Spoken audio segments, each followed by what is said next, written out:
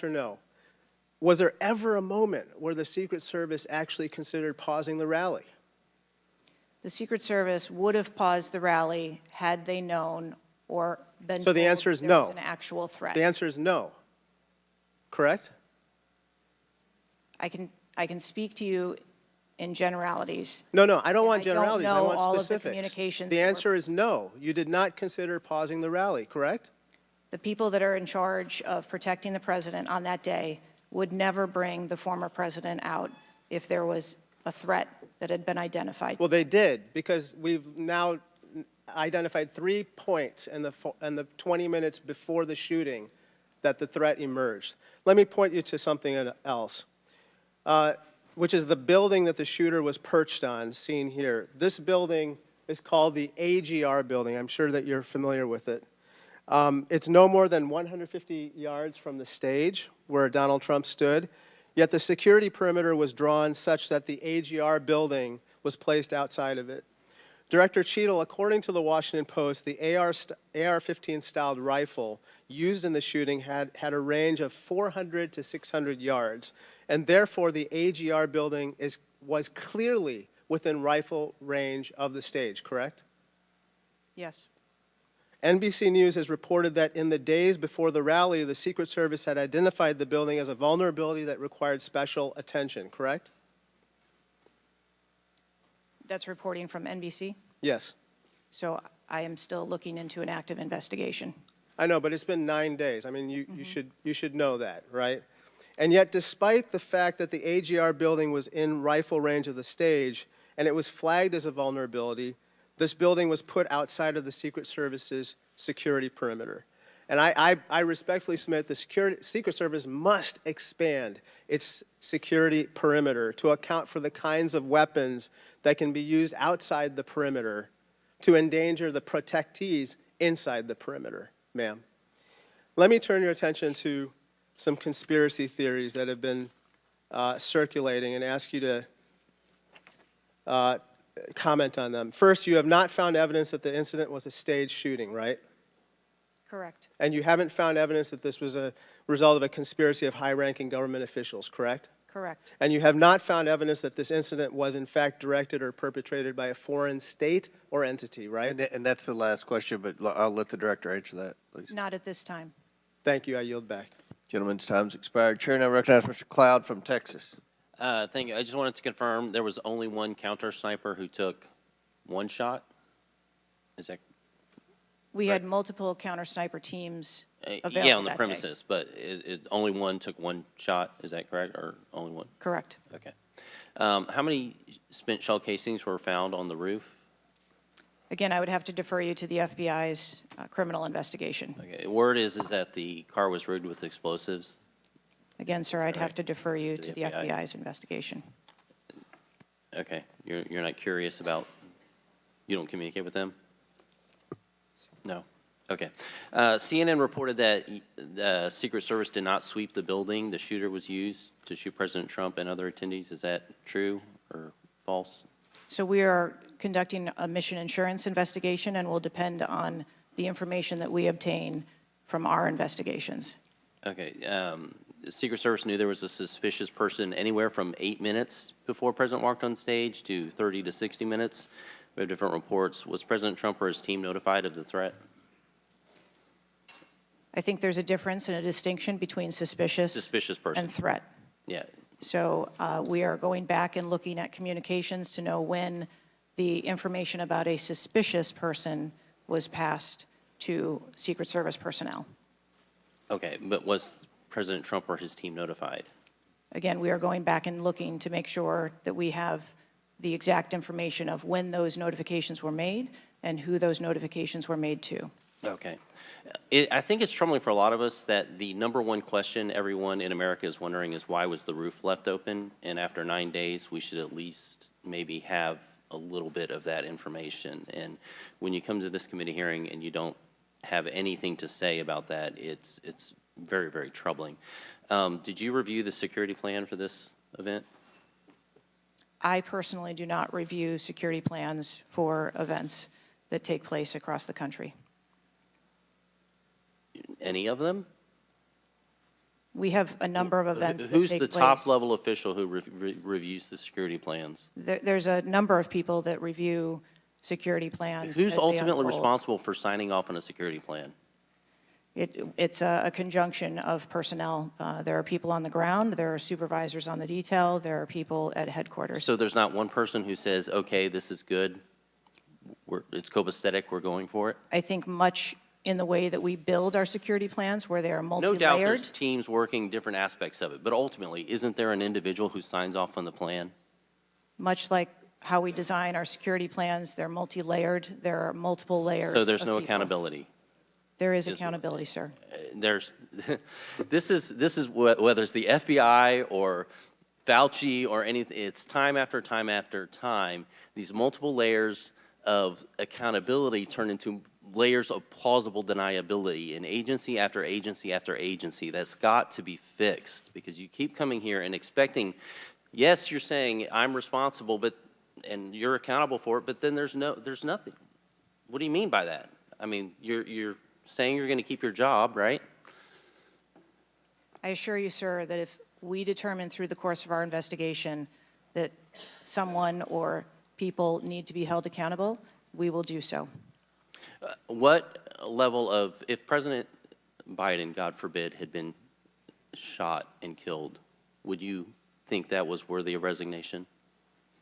I would do the same thing that I'm doing here, where I would want to make sure that we are conducting an investigation, that there is continuity in that investigation, and that we could find the answers You do not to think what the happened. assassination of somebody under your details worthy of resignation? I think that this event was tragic and deserves answers. The thing that you've said so far is that you want to make sure that this never happens again. The thing is, everyone in America knows that's not the job description that you're tasked with. The job description you're tasked with is to make sure it never happens, period. One of your goals in the strategic plan is to champion diversity, equity, inclusion, and accessibility. You've accomplished the accessibility part. What standards, do you keep the same standards for all applicants and all, or does every Secret Service agent meet the same qualifications, or do you have different standards for different people? Yes, sir. Everyone who moves through the application process has to meet the same standards to become a special agent. Okay. The trouble I think we're having with right now, so far you gave a lame excuse for sloped roof. You said that local law enforcement's job was to cover up the building before backtracking on that. We were told that President Trump's team did not ask for security before you backtracked on that. You haven't provided the audio recording that this committee, the chairman, requested that was due Thursday. You didn't give us an advanced copy of your opening statement, but yet there was reporting on it somewhere else. There seems to be more information from YouTube videos than you're able to provide for us, and it begs the question to anyone, you're in charge of the investigation of your own failure. So how is anybody in America supposed to be able to trust the results of that investigation as being anything transparent and genuine? That's the last question, but please feel free to answer the question, Director. Sir, I've been a Secret Service agent for nearly 30 years. I have led with integrity, and I follow our core values of duty, justice, honor, loyalty, and courage. And I am doing that in this case, and I assure this committee that I will provide answers when we have a full and complete report, in addition to cooperating with all of the other investigations that are ongoing. Chair now recognizes Mr. Khanna from California. Thank you, Mr. Chair. I want to thank the chair and the ranking member for convening this hearing on a bipartisan basis. I join them in condemning the horrific assassination attempt on the former president. I am relieved for the sake of the country that he wasn't seriously hurt and that he survived, and my thoughts with him and his family during such a traumatic event. I also want to express condolences to Corey Comprator's family and recognize his heroism in saving his daughter's lives, and to the victims of that awful event. Now, Director Cheatle, would you agree that this is the most serious security lapse since President Reagan was shot in 1981 of the Secret Service? Yes, sir, I would. And, you know, do you know what Stuart Knight did when he was in charge at the time of the Secret Service? Do you know what he did afterwards? He remained on duty. He resigned. He resigned. And Stuart Knight was not a Democratic appointee or a Republican appointee. Look, I'm not questioning your judgment. I just don't think this is partisan.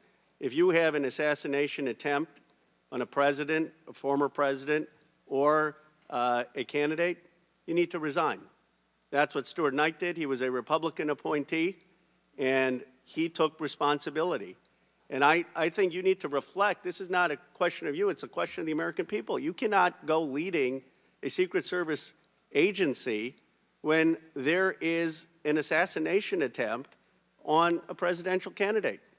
I would say that about anyone who is running. And so I guess my question to you is, what's the difference between your position and what Stuart Knight did?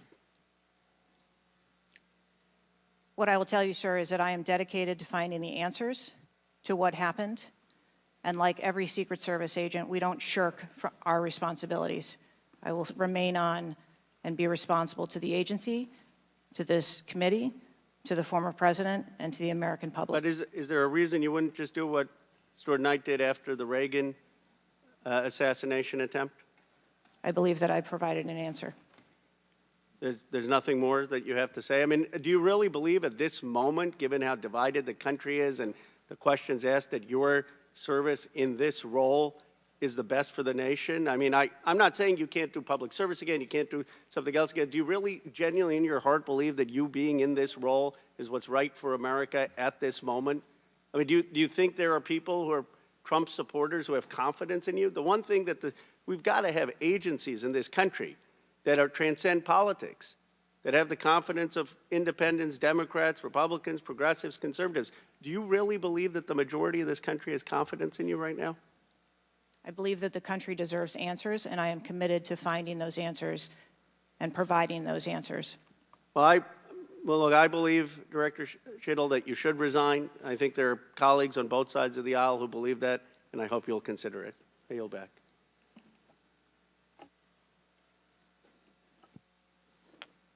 Chair now recognizes Mr. Palmer from Alabama for 5 minutes. Director Cheatle, did local law enforcement ESU teams have compromise authority to engage a perceived threat? Yes. Why do you think they didn't use it? I believe that they follow the same use of force that our agency. You don't, when you have compromise authority, you don't have to get permission if you perceive a threat. And there were not just the ESU units, but there were local law enforcement that had line of sight on the shooter before the shots were taken. So one of my questions is there was supposed to be a briefing with the Secret Service sniper units, your counter assault team members, with the contract team, with the local ESU teams. That didn't take place. Why was that? So I have been told that there has been a briefing. There was a briefing that took place. I've been told that there wasn't one. And again, we are still looking into the facts of the investigation. So Let me ask you this. When were you informed that there was a credible threat against President Trump, former President Trump? When did you learn of that? Sir, the former president has a number of threats. I didn't ask you that. There was a credible threat from Iran. When were you informed of that? Answer the question. We have been monitoring the threats. You for knew the former before. president. You knew before the rally, okay? All right. The site security plan is generally drafted by the site supervisor and the site agent, probably out of the Pittsburgh district office. Did they take into account the credible threat against President Trump? Our personnel take into account the threats that are Then out why there. would they leave a building? And I will correct the distance that's been quoted. It was about 140 yards with clear line of sight to the president. Why was that building not occupied on the roof? I mean, you could have put Barney Fife on the roof and kept somebody from getting up there. So why wasn't that done? The plan that was developed that day encompassed a number of security mitigations. The issue is the site supervisor, the site agent, And the special agent in charge, who I think signed off on the plan, did not include that in the inner perimeter, and they didn't have a plan to secure the building. As I understand it, the Butler County ESU unit was situated on the second floor of a building next to that, but they didn't have a clear line of sight of the roof. The angle was too severe. The photograph that was taken of the young man, of the shooter, when he had the rangefinder, was taken at 5:15. It wasn't until 5:38 that photograph was transmitted to the Secret Service sniper units. I don't understand the lack of interoperability here in the communication process. I don't understand why people didn't perceive that as a credible threat. The video that Mr. Christopher Morphy had shown there was clearly a credible threat. So how is it that all of these mistakes could be made? How many explosive devices were found on or near the site? Again, I would have to defer you to the FBI. Madam, I believe Details they of were that. in his car, and I think there might have been one near a main gas line. It wasn't just the fact that he had a rifle. It was the fact that he had the ability to inflict enormous harm, enormous numbers of casualties, had those devices exploded. I want to know also, when your agents conduct a site review, are they fully informed of all of the threats that are being made against the principle that they're protecting? What I can tell you is that when our agents go out to conduct an advance, their whole goal is to ensure I the safety and understand what their security. goal is. The failure to secure that building not only put the former president's life in danger, it put the lives of individuals in the crowd in danger as well. I mean, the Reagan shooting, there were other people shot at that time as well. And the Secret Service members' lives were in danger. So I don't understand how you can continue to stay in the position you're in when this was a failure of historic magnitude. 43 years without anything like this happening. And you failed, in this case, in a spectacular way. Mr. Chairman, I yield back. Gentleman yields back. Chair recognizes Mr. Mfume from Maryland. Thank you, Mr. Chair. I want to commend you and the ranking member on your joint statement and for holding this hearing that we might all at least attempt to try to get some answers. Some of us, Ms. Cheatle, grew up in an era not too unlike what we see today in terms of political violence. And some of us remember the November 22nd, 1963 assassination of President Kennedy. Some of us, like myself, remember 2 days later when Jack Ruby on live TV shot and killed Lee Harvey Oswald. We've seen over and over and over since that time these kind of attempts, whether it was the assassination of Martin Luther King or Bobby Kennedy, or the attempted attack on George Wallace in Laurel, Maryland, the shooting in 1981 of Ronald Reagan, our friend and colleague Steve Scalise shooting here in D.C., and the unfortunate attack on Paul Pelosi, and now this matter regarding former President Trump. Let me try, if I might, to take another walk at this. People just assume that whoever is in charge takes full responsibility when there's never been, at least on this magnitude and scale, this sort of failure. So when members ask you, are you going to resign, and you say you have no intention to, they are perplexed, like many people who watch what's going on. And there's some things I just don't understand. Why was the building, the ARG building, placed outside of the perimeter when clearly it was close enough for someone to launch an attack? So again, sir, we are looking into all of the details of how the advance was comprised, but I can tell you that there was overwatch on that building provided that day. By a drone? I'm not going to get into the specifics of technology or assets that were used in well, this forum. I think it's fair to say the overwatch failed. because the shooter got up on the roof and stayed there for a while, and people had pointed him out. So do you think that your overwatch was a failure in that case? I think that we need to know the full details to understand how this occurred. And why was the rooftop left naked to begin with? Can you tell us that, considering it was within the line of sight and so very close? Again, I can't speak to the specifics of this particular event site, but what I can tell you is that when the Secret Service develops an advanced plan, they take into account a number of factors when they're building their advance. If there are buildings or areas of concern, and overwatch is one of those mitigations that they want to put in place, then they will cover off areas of responsibility. I understand that, but the shooter came to the attention of your agency 52 minutes before the former president got to the stage. Did anybody get assigned to watch or cover that individual who had already been seen with a advanced finder on him and other suspicious matters? Was anybody assigned to track him? So what I'd like to clarify is that a suspicious individual I got that part. was It's brought not a threat. to the attention I know. of our personnel.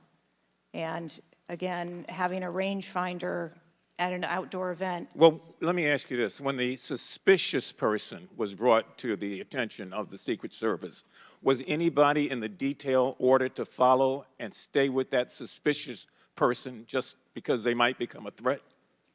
So we have a number of teams that are on the ground. And again, we are trying to verify the timelines of when those notifications were made to our personnel so that they could assume the responsibility of trying to track that individual. Ms. Cheatle, there has been a lot of discussion, some of which raised itself earlier in this hearing, about poor staff morale within your agency. And I have the July 17th report of Government Executive, which is a credible reporting service for the federal government, for employees. And the 2023 ranking of places to work within the federal government showed, and this is through the Office of Personnel Management, that the Secret Service came in 413th out of 459 sub-agencies and agencies. Can you explain that? Certainly. What I can tell you is the Secret Service is a difficult job. It challenges our employees daily. It's holidays, it's weekends, it's no leave periods. But, Madam, people come to work knowing that. You do explain that when you hire somebody. They know that. It's the same with other agencies. They miss holidays, they come to work at odd hours. But to be one of the worst places to work within the federal government, 413 out of 459? I just need an explanation. What do you think as the director there? I think that this And that's the last question, but please answer Mr. Mfube's question. I think that this is a challenging job. I think that it's a challenging environment to be in law enforcement, and we do have a no-fail mission. And our folks are tasked with that every day, 365 days of the year.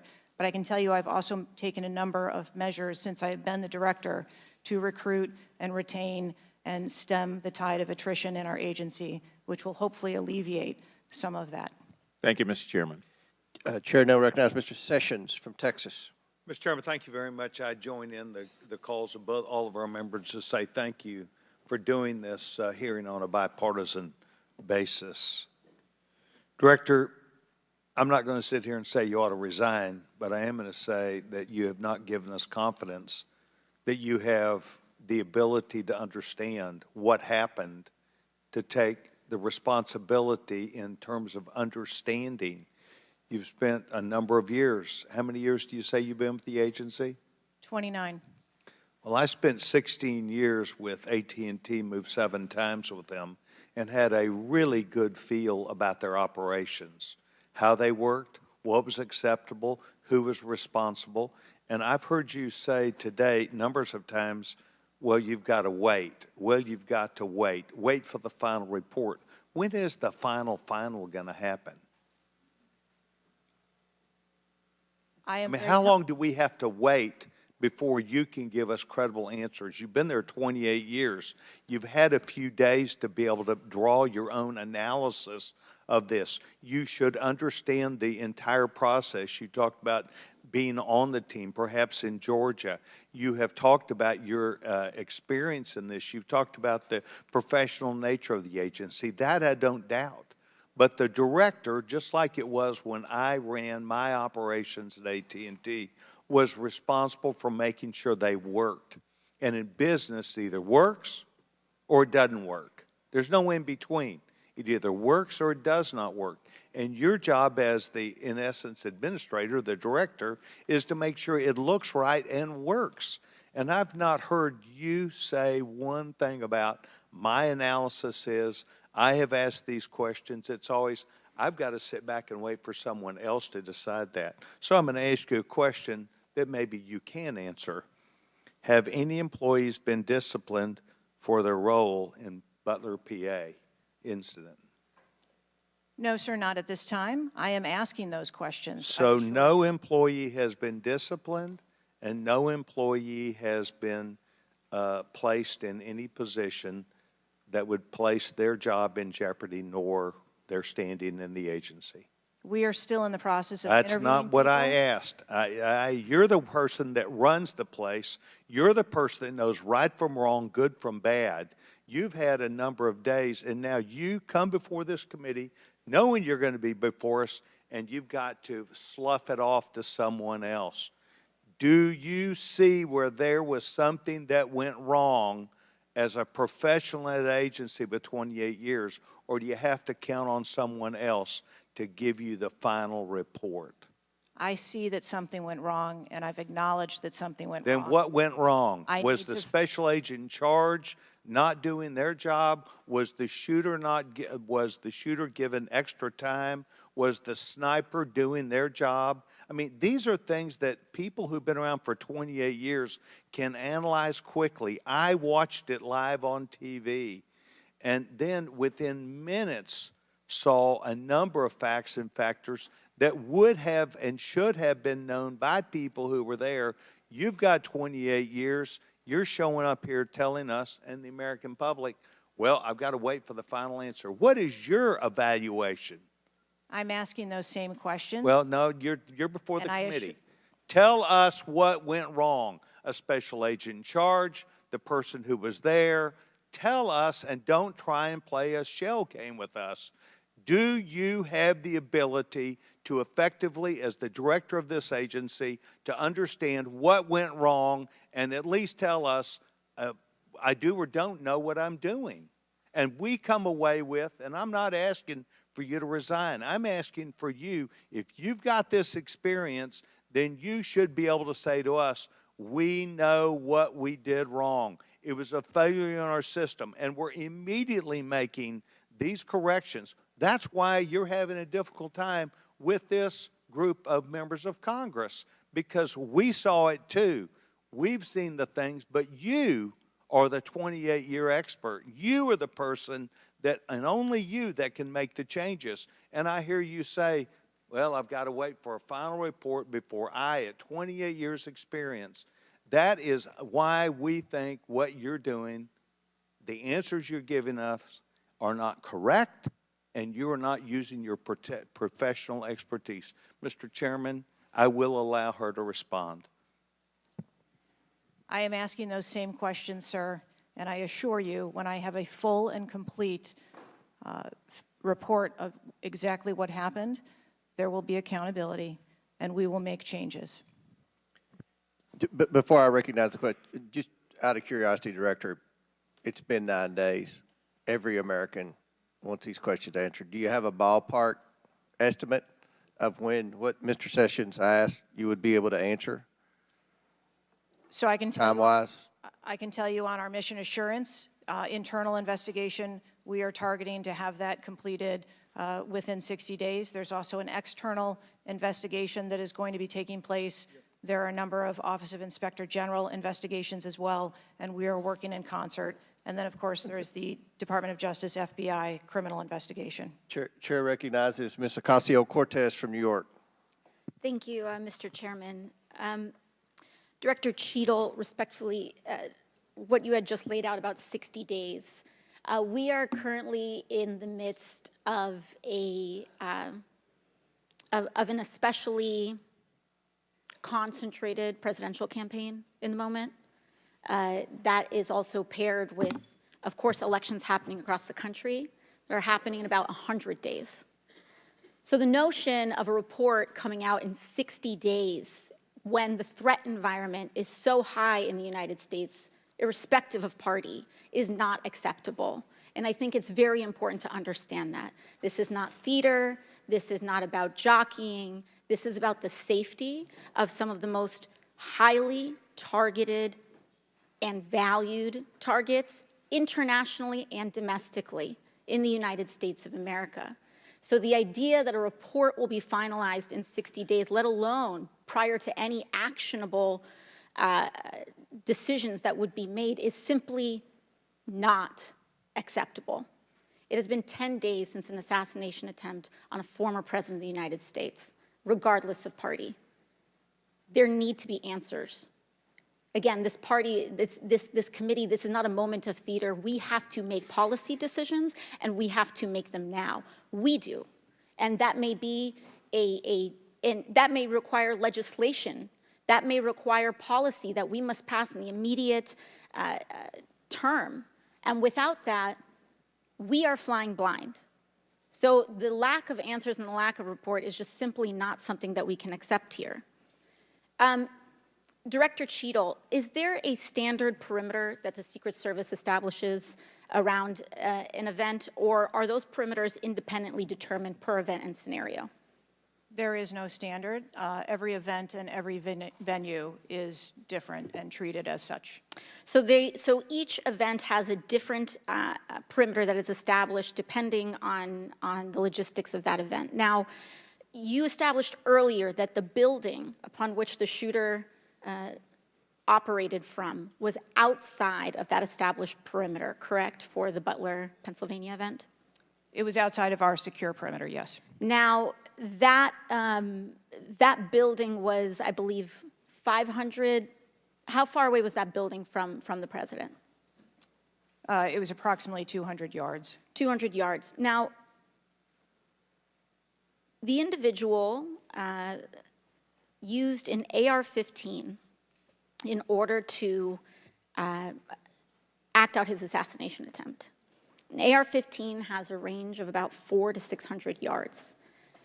My question is, why does the Secret Service perimeter, why is the Secret Service protective perimeter shorter than one of the most popular semi-automatic weapons in the United States? There are a number of weapons out there with a number of ranges. Again, an advance was completed. The determination of the perimeter, I'm not going to speak to specifics, but there are a number of factors that are taken into account when we determine our perimeter. Some of it has to do with terrain, some of it has to do with buildings, some of it has to do with assets and resources that are available. And so what I'm hearing is that a perimeter was not established outdoors in an outdoor venue that would prevent an AR-15, which is one of the most common weapons used in mass shootings, from being able to be within the range of Secret Service protection. A perimeter was established, and even though there were buildings that were outside of that perimeter, it wasn't just that building. There were a number of buildings in the area, and there was overwatch that was created to help mitigate some of those buildings.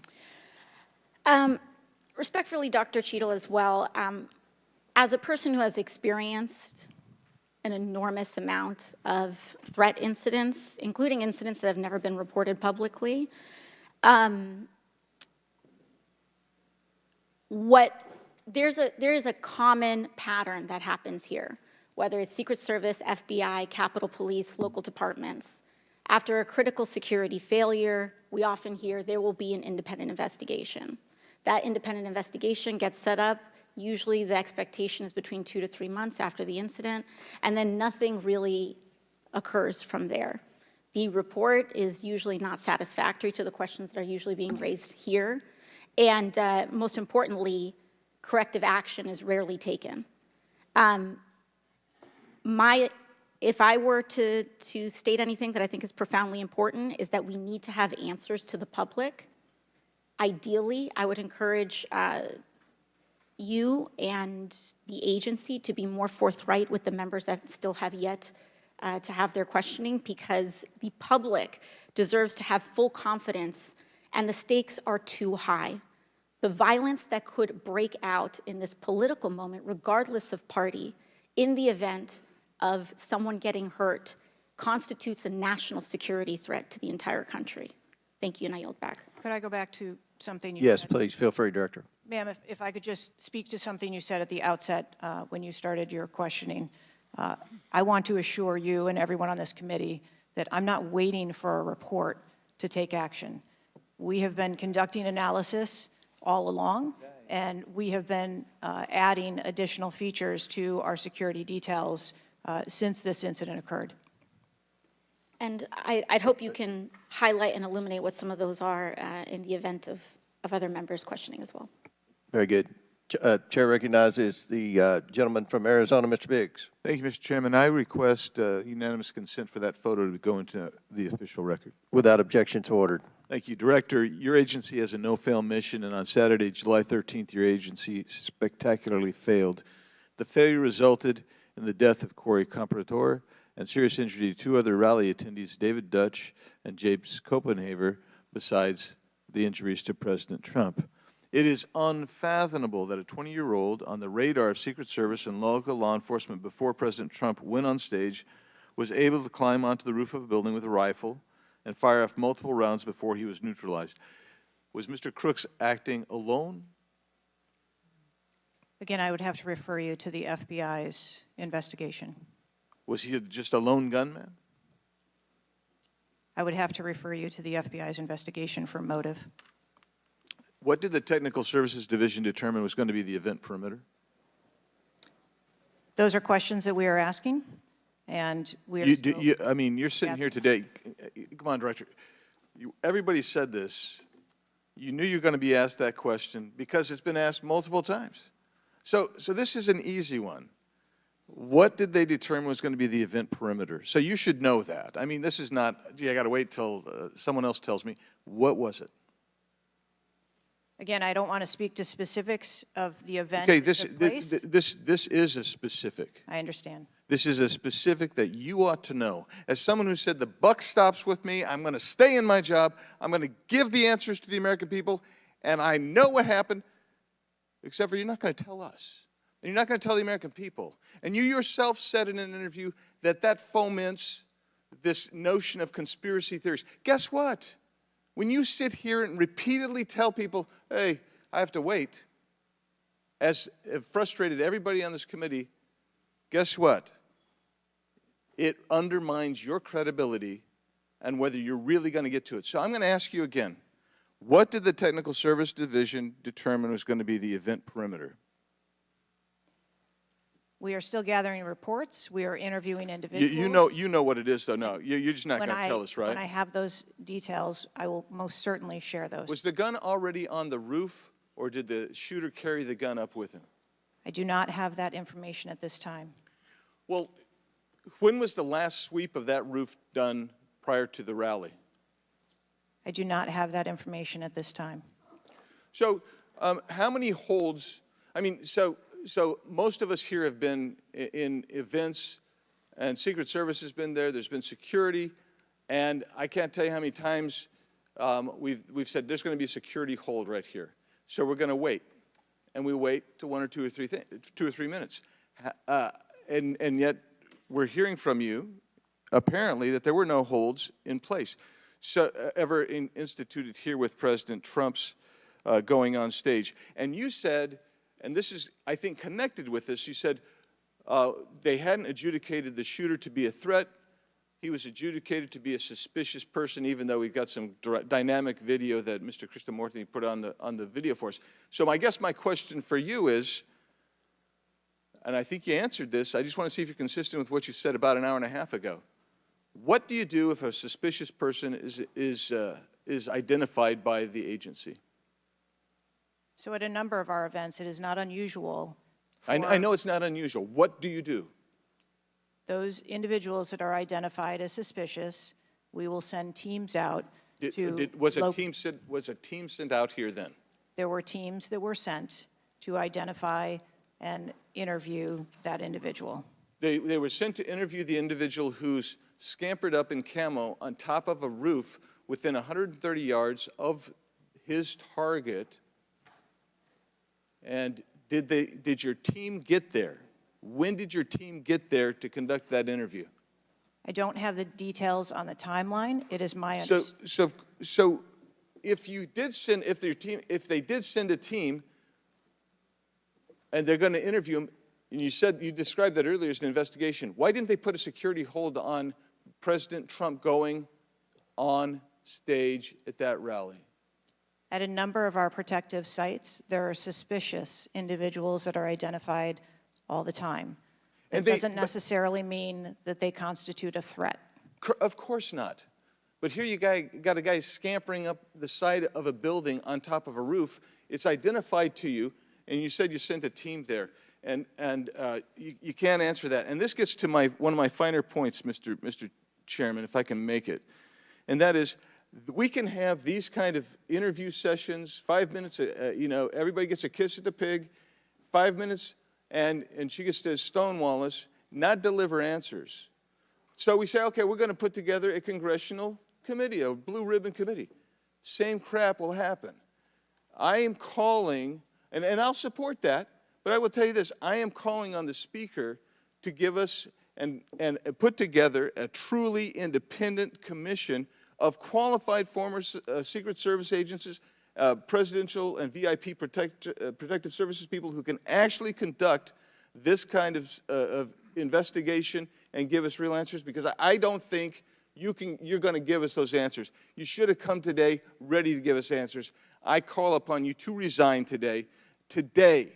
And I also would say I've got a bunch of UC requests, if I can go ahead, Mr. Chairman. Proceed with the request. Thank you. I apologize. It might take, that's all right. Go ahead. It might take a moment. Very important.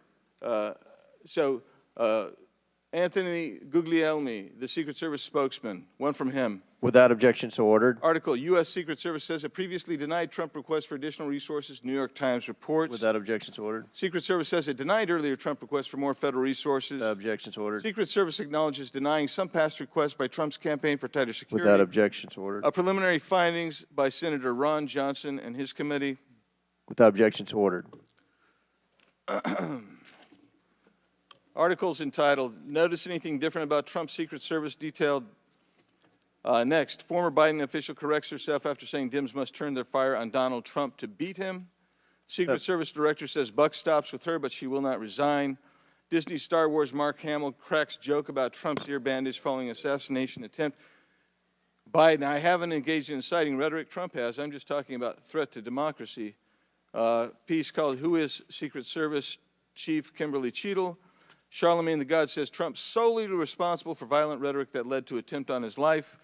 Video actress Amanda Seales pushes conspiracy theory Donald Trump assassination trip was staged. Report, Secret Service identified rooftop as a potential vulnerability days before the rally. Watch, BlackRock removes ad showing former President Donald Trump's would-be assassin. Why does the Biden administration have 100% confidence Secret Service after assassination attempt? Secret Service director, we didn't put snipers on the roof because it was kind of sloped. Here's what Thomas Matthew Crooks did in the days leading up to Trump assassination attempt. Secret Service director under scrutiny for diversity initiatives after Trump assassination attempt. The official story on Trump's shooting makes no sense at all. Andrew McCabe says Trump assassination. Mr. Chairman, point of order. I'm happy to assent to all of them. I just so as to facilitate you don't want me our to read? proceedings. Is it too tedious? Well, we're not even really hearing them anyway. So if we could, it's up to you, Mr. Chairman. You would like me to slow? I'll slow it down. I was probably going too fast. Secret Service's explanations for security failures ahead of Trump assassination attempt are not adding up.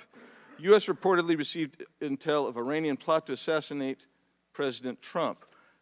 What WTH, Secret Service now saying that they didn't put any agents on the roof because slight slope was too dangerous. Report, U.S. officials received intel of Iranian plot to assassinate Donald Trump before Crooks' attempt. Exclusive GOP rep cloud. Homeland Security Agency is interfering in House's assassination investigation. Why Trump's raised fist after surviving assassination attempt is triggering the liberal media. Questions swirl over the security lapse at Trump rally, reviving old concerns about Secret Service. Secret Service scrambles to shift blame after Trump shooting as backlash hits hard. Nobody contacted me. Must-see 6-camera split screen of assassination attempt captures everything shooter was in open 2+ minutes. Murillo, 5 reasons you should be angry. Breaking, shooter spotted up to 30 minutes before firing, reported multiple times. Pictures taken, no one stopped him. Cheatle calls the 30 minutes between noticing and neutralizing shooter a very short period of time. Secret Service director says buck stops with me on Trump assassination attempt, but won't resign. Mr. Biggs, we'll stop right there. We can retake them on the next one. I know there are more, Okay. but without objection, we'll enter into the record all of those, and we'll take up the others after the next speaker. Chair now recognizes Ms. Brown from Ohio for 5 minutes. Thank you, Mr. Chairman. I first want to highlight certain comments from Ranking Member Raskin, my colleagues on both sides of the aisle, President Biden and Vice President Harris, and that is political violence is completely unacceptable in this country, full stop. It is an assault on our democracy itself, and I am devastated by this attack on a candidate for the president, for the office of the highest office in the land, and continue to pray for the victims of this shooting and their families. As someone who has known gun violence firsthand, no one should have to experience the pain of losing a loved one to weapons of war. It is deeply unfortunate political violence has become far too common. Whether it is the deadly attack on the Capitol on January 6th, the assault on Speaker Pelosi's husband, or the threats of violence against election workers, we all must work to condemn political violence and tone down the rhetoric. So, Director Cheatle, on behalf of the hardworking men and women of the Secret Service, can you give us some perspective as into what goes into securing an event like the rally? Like, how much time do you have to prepare? Thank you for the question. Generally, when we receive notification that there's going to be an event taking place at a venue, the advance team assignments are made, and there is a 5-day process to conduct walkthroughs, coordinate with staff, local staff, and whether it be campaign staff or the protectee staff, and then with local law enforcement on where the perimeter is going to be, the size and the scope of the event, how many attendees there are going to be, if it's an indoor rally, outdoor rally, what sort of assets are available locally, what sort of assets the Secret Service can bring to bear, and what the scope of the event that the staff is trying to accomplish. So to that point, how many agents were recommended or requested as opposed to how many were assigned? So I'm not going to get into specifics of how many were assigned, but those numbers that were requested were provided. And how many local agents were involved in the preparation, if you will, that you talked about, that 5-day preparation? So there were a number of local agents from the local office, as well as agents from the former Trump detail that were involved in that advance process. Do we have a number? I do have a number. I'm not going to release that number in this setting. You're not making this easy for us.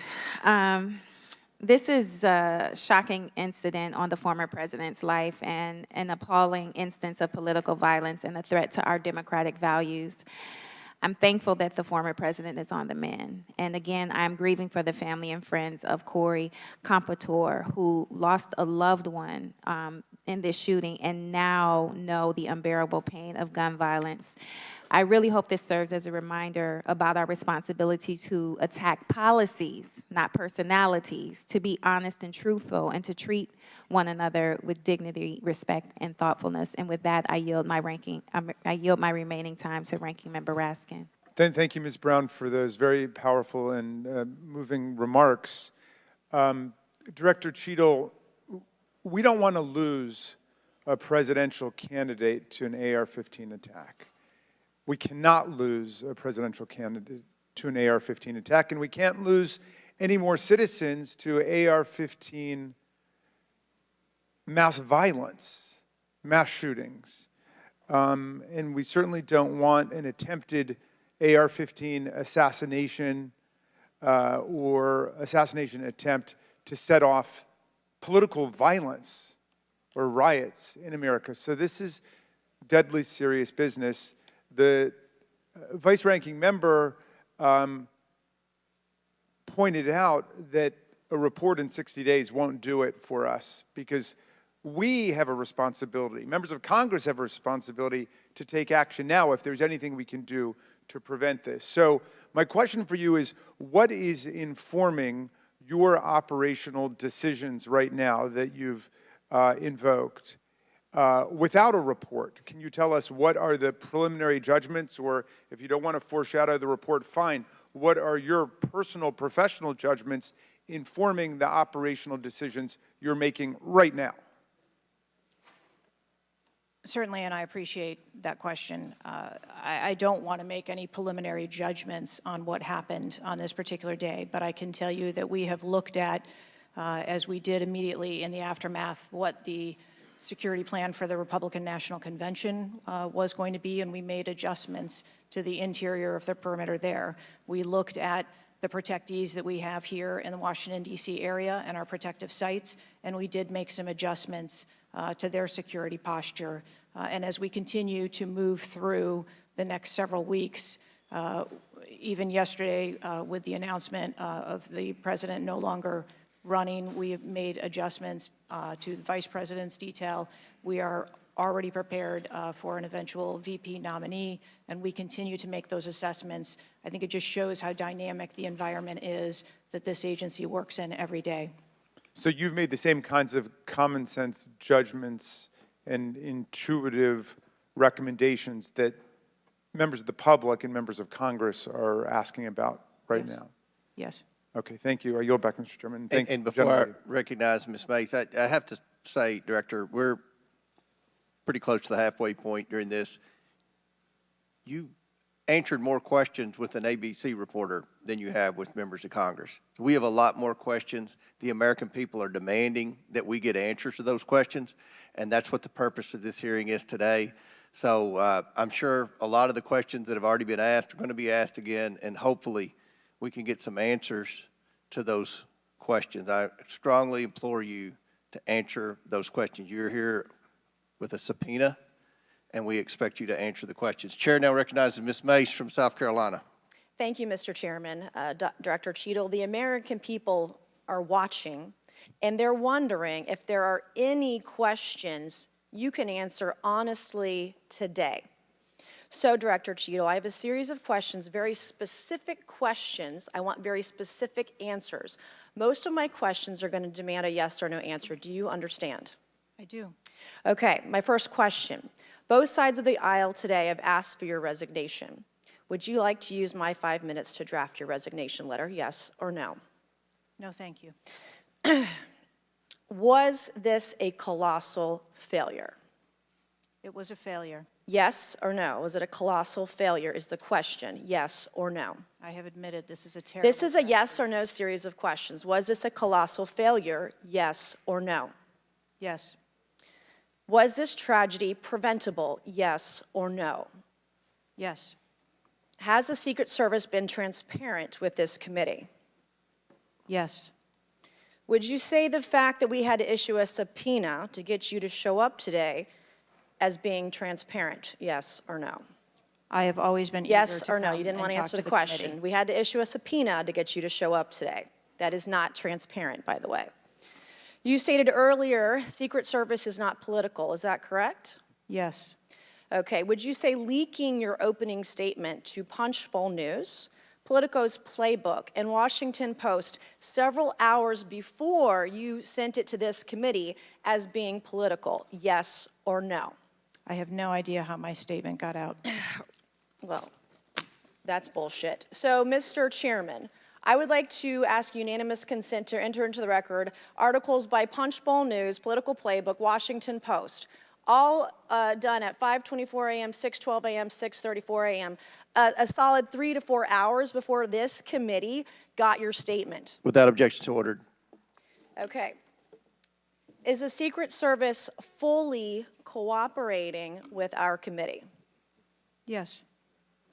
Okay, you say you're fully cooperating with this committee. On July 15th, this committee sent you a list of demands of information that we wanted. Has the Secret Service provided this committee a complete list of all law enforcement personnel that were there that day? Have you done that? Have you provided a list to the Oversight Committee? Yes or no? I will have to get back to you on that. That is a no. Have you provided all audio and video recordings in your possession to this committee, as we asked on July 15th, yes or no? I would have to get back to you. That is a no. You're full of shit today. You're just being completely dishonest. Mr. Chairman, Mr. Chairman, I want to. Come on. We have to maintain decorum in this committee, no matter how have you provided upset we any get. and all memos to this committee that we've asked you on July 15th? Have you provided all memorandums within the Secret Service? I would have to get back to you on that. That is a no. You are being dishonest or lying. Like, you're being dishonest here with this committee. These are important questions that the American people want answers to, and you're just dodging and talking around it in generalities. And we had to subpoena you to be here, and you won't even answer the questions. We have asked you repeatedly to answer our questions. This isn't hard. These are not hard questions. Have you provided us all communications from the Secret Service related to that day and that rally? Have you provided this committee? We've asked for this information on July 15th. Have you provided any of this information that this committee has asked of the Secret Service? Any of it? I'll have to get back to you. Have you even read this letter that we sent you? Did you even read this? Yes. Okay, and you have said you don't know, you have no idea. Well, the answer is no. We haven't gotten a single document or piece of information or data from you or your agency in related to the rally that we have asked you for. So, was this attempted assassination of Donald Trump a failure of training or execution or both? I think that those are answers that we need to examine. Training, execution, or both? Which one? I think those are answers. All right. How many Secret Service personnel have lost their jobs due to this colossal failure? At this time, none. How many Secret Service personnel have been required to take a refresher course on how not to let people shoot Donald Trump? Our personnel are currently operational. We are examining the facts of this investigation, and we will make the changes necessary. What time did law enforcement become aware that there was an individual on the roof with a clear line of sight to President Trump? I am still verifying timelines. Of course, 9 days in, you have no answers. How many minutes went by between the time law enforcement saw and took photos of crooks and the shooting? How many minutes? I am still verifying timelines. 57 minutes. Thank you, Mr. Chairman, and I yield back. Gentlelady yields back. Before I recognize Ms. Stansberry, I believe I want to recognize Mr. Mfume for a unanimous consent. Yeah, thank you, Mr. Chairman. I beg your indulgence. I meant to do this earlier. I'd like to have unanimous consent that it be submitted for the record. The 2023 ranking of best and worst workplaces in the federal government, compiled by the Office of Personnel Management, which shows the United States Secret Service coming in, again, as I said earlier, 413th out of 459 sub-agencies, and this appears in the July 17th edition of Government Executive. Without objections ordered. Chair now recognizes Ms. Stansberry from New Mexico. Thank you, Mr. Chairman. You know, I want to start by just saying that part of why you have bipartisan agreement here on the dais about the severity and importance of this hearing is because this is not just a single shooting. This is about national security and the security of our democracy. It's not just one operational failure. This is about our public officials safe, and what does that signal to our country and to the world about American security and the ability of our officials to do their job safely? So I want to start by saying thank you to all of our brave men and women who are in the uniform, whether it's the Secret Service or local law enforcement, who put their lives on the line.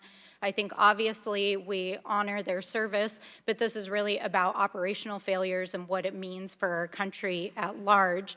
And I also want to reaffirm that we must condemn unequivocally political violence of any kind, not just political violence, and that it cannot be tolerated in this democracy.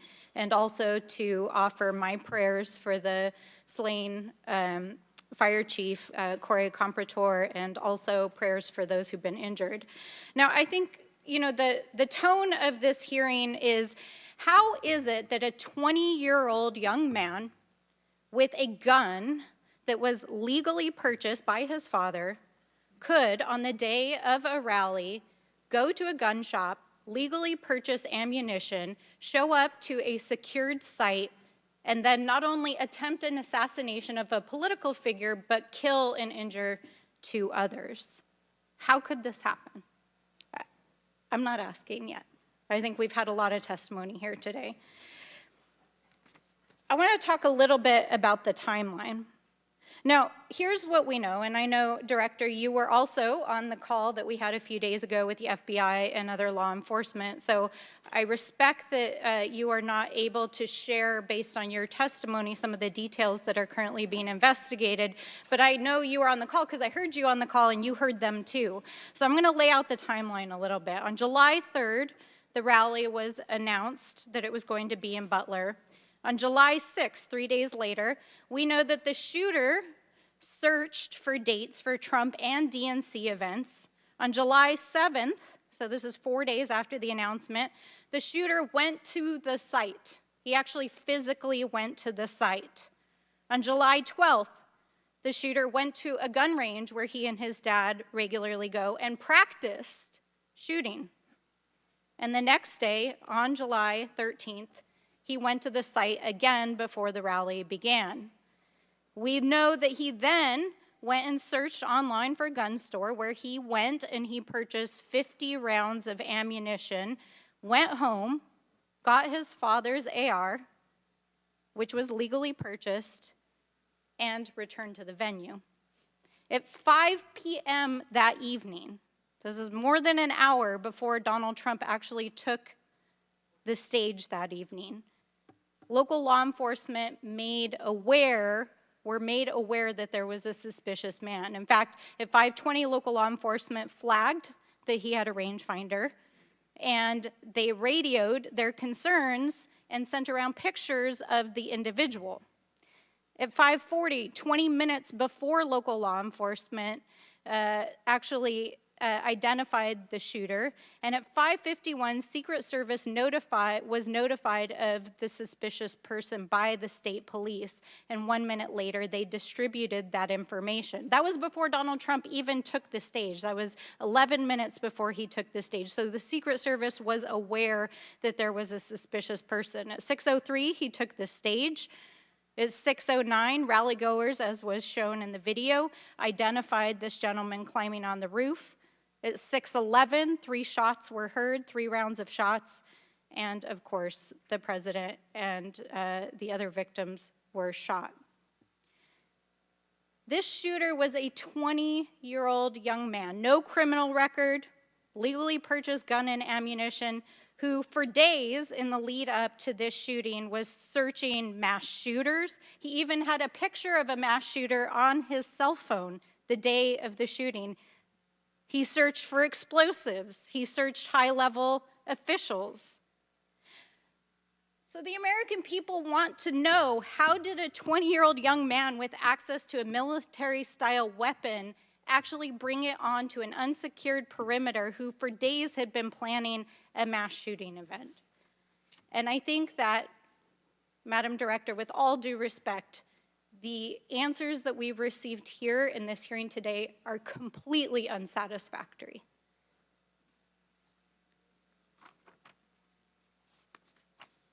How could this happen?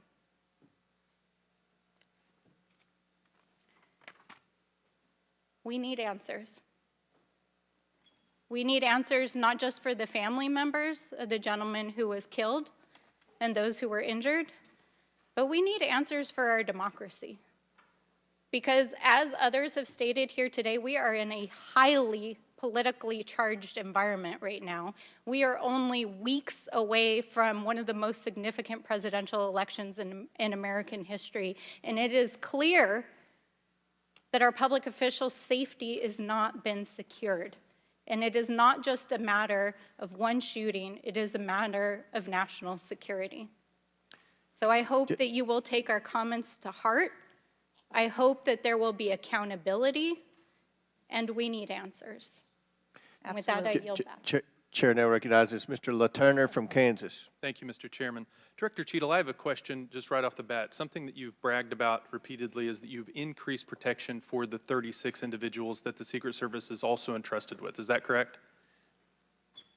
I think I stated that we currently have 36 protectees and that we continue to make evaluations on where those levels of protection are provided. You've mentioned specific increases in protection that you've provided for some of those individuals, correct? Correct. Based on what?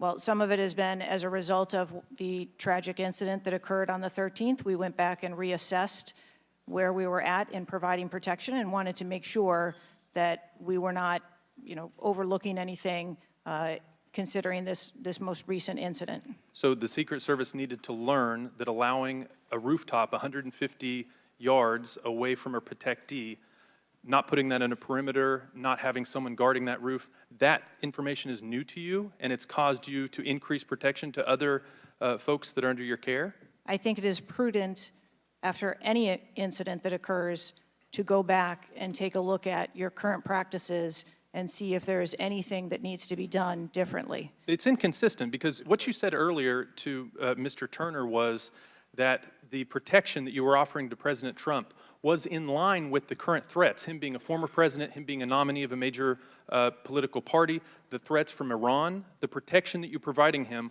was adequate. Do you stand by that statement? Yes. Okay.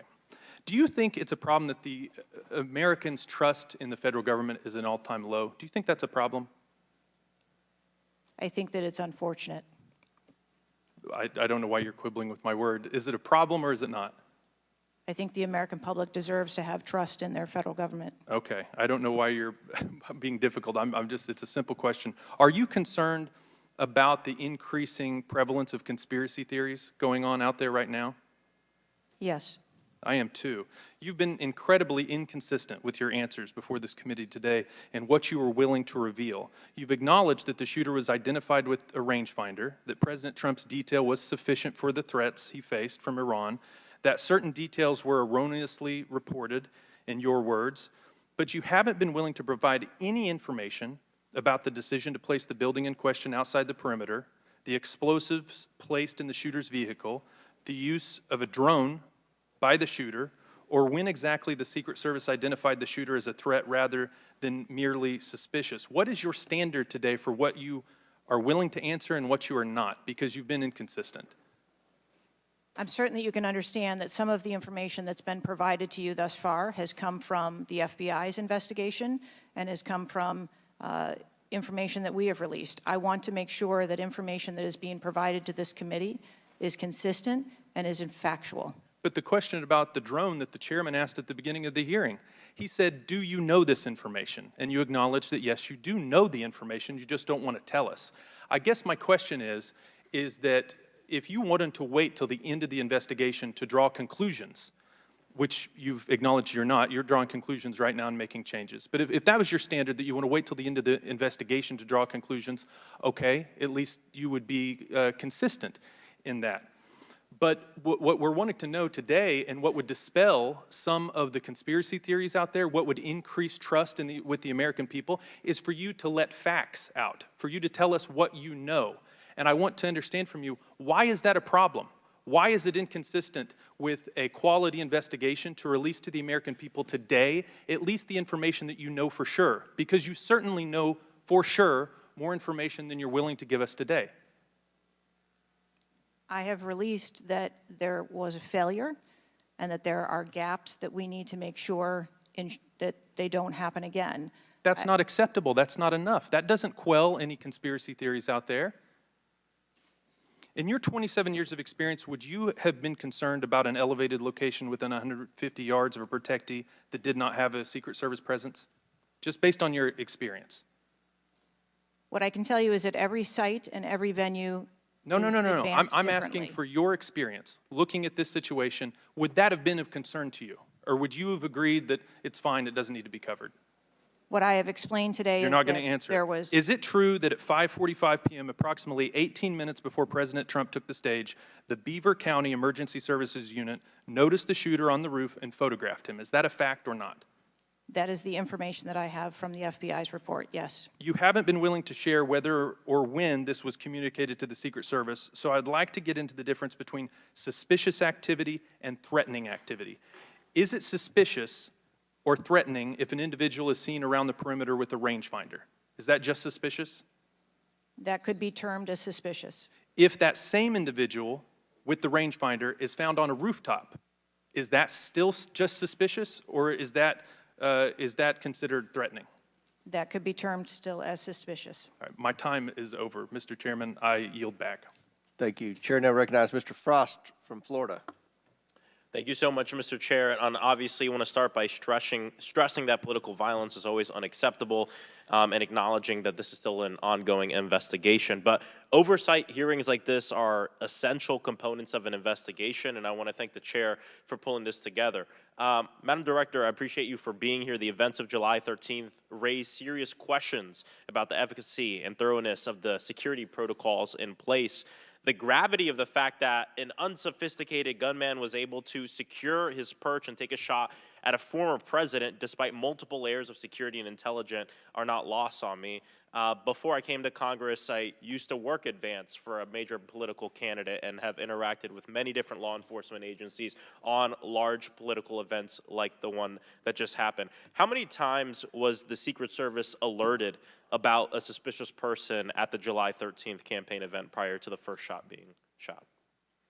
I don't have an exact number to share with you today, but from what I've been able to discern, somewhere between 2 and 5 times there was some sort of communication about a suspicious individual. To the Secret Service specifically? Mm-hmm.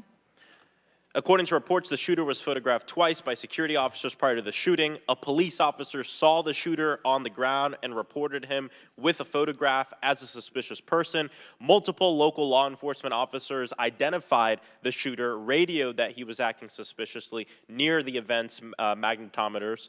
A local law enforcement tactical team saw the shooter on a roof and notified other security services and also photographed him. One police officer who photographed the shooter saw him scoping out the roof and carrying a rangefinder. My question is, and you've answered this, but why, or you haven't answered this, why wasn't the event paused right then? Again, I'm not clear on the timeline of when the Secret Service shift and the counter sniper were notified. But earlier, Madam Director, earlier you said that the Secret Service would have paused the rally if they identified a threat. Correct. So why wasn't it paused? Because I have to assume that they did not know that there was a threat when they brought the president out on the stage. I feel like this is a breakdown in communication between local law enforcement, you all, and other actors at the rally. And again, as someone who's worked on these, I understand that there's multiple people with multiple decision, with the ability to make different decisions on the ground. I've taken over the last week, I've spoken with a lot of folks in local law enforcement in my district and across the country that I've worked with before, and other people have brought up concerns around being able to communicate with with Secret Service during these big events and having their flags taken seriously. I do believe that if Secret Service believed that there was a legitimate threat, that they would have paused the rally. My concern is before that something was flagged and it wasn't taken as seriously as it should have been taken. So I think this shows an issue with communication, and I want to know, Madam Director, what you intend to do to fix that, not in 60 days, but now. We are in the middle of a presidential election, obviously a former president who had an assassination attempt, another rally goer who was killed due to this gun violence. We now have a presumptive nominee of the Democratic Party who's also historic, first black woman to be running for president. And so I am worried about everybody's life. What do you all intend to do to fix this communication breakdown and making sure that you actually take what local law enforcement, local folks are saying more seriously? We take what local law enforcement relays to us seriously. Let me just be clear on that. As far as the communication. But not this time. We always trust our law enforcement partners and have a great relationship with them. We are looking at whether or not there was a communication breakdown. If that was the case, we will take steps to ensure that we correct that because, to your point, we cannot have a communication breakdown. Madam Director, does you mentioned that the perimeter of the event did not include the rooftop where the shooter was. Does your responsibility and the Secret Service's responsibility to protect a principal stop at the perimeter of an event? Our responsibility is to ensure the safety and security of the event itself and the protectee who is attending that event and the personnel who are protecting. So you would say the fact that the rooftop was outside the perimeter is not an excuse for what happened, saying that it was outside the perimeter of the event? I am not offering that as an excuse. Okay. Thank you. I yield back. Gentleman yields back. Chair now recognizes Mr. Fallon from Texas.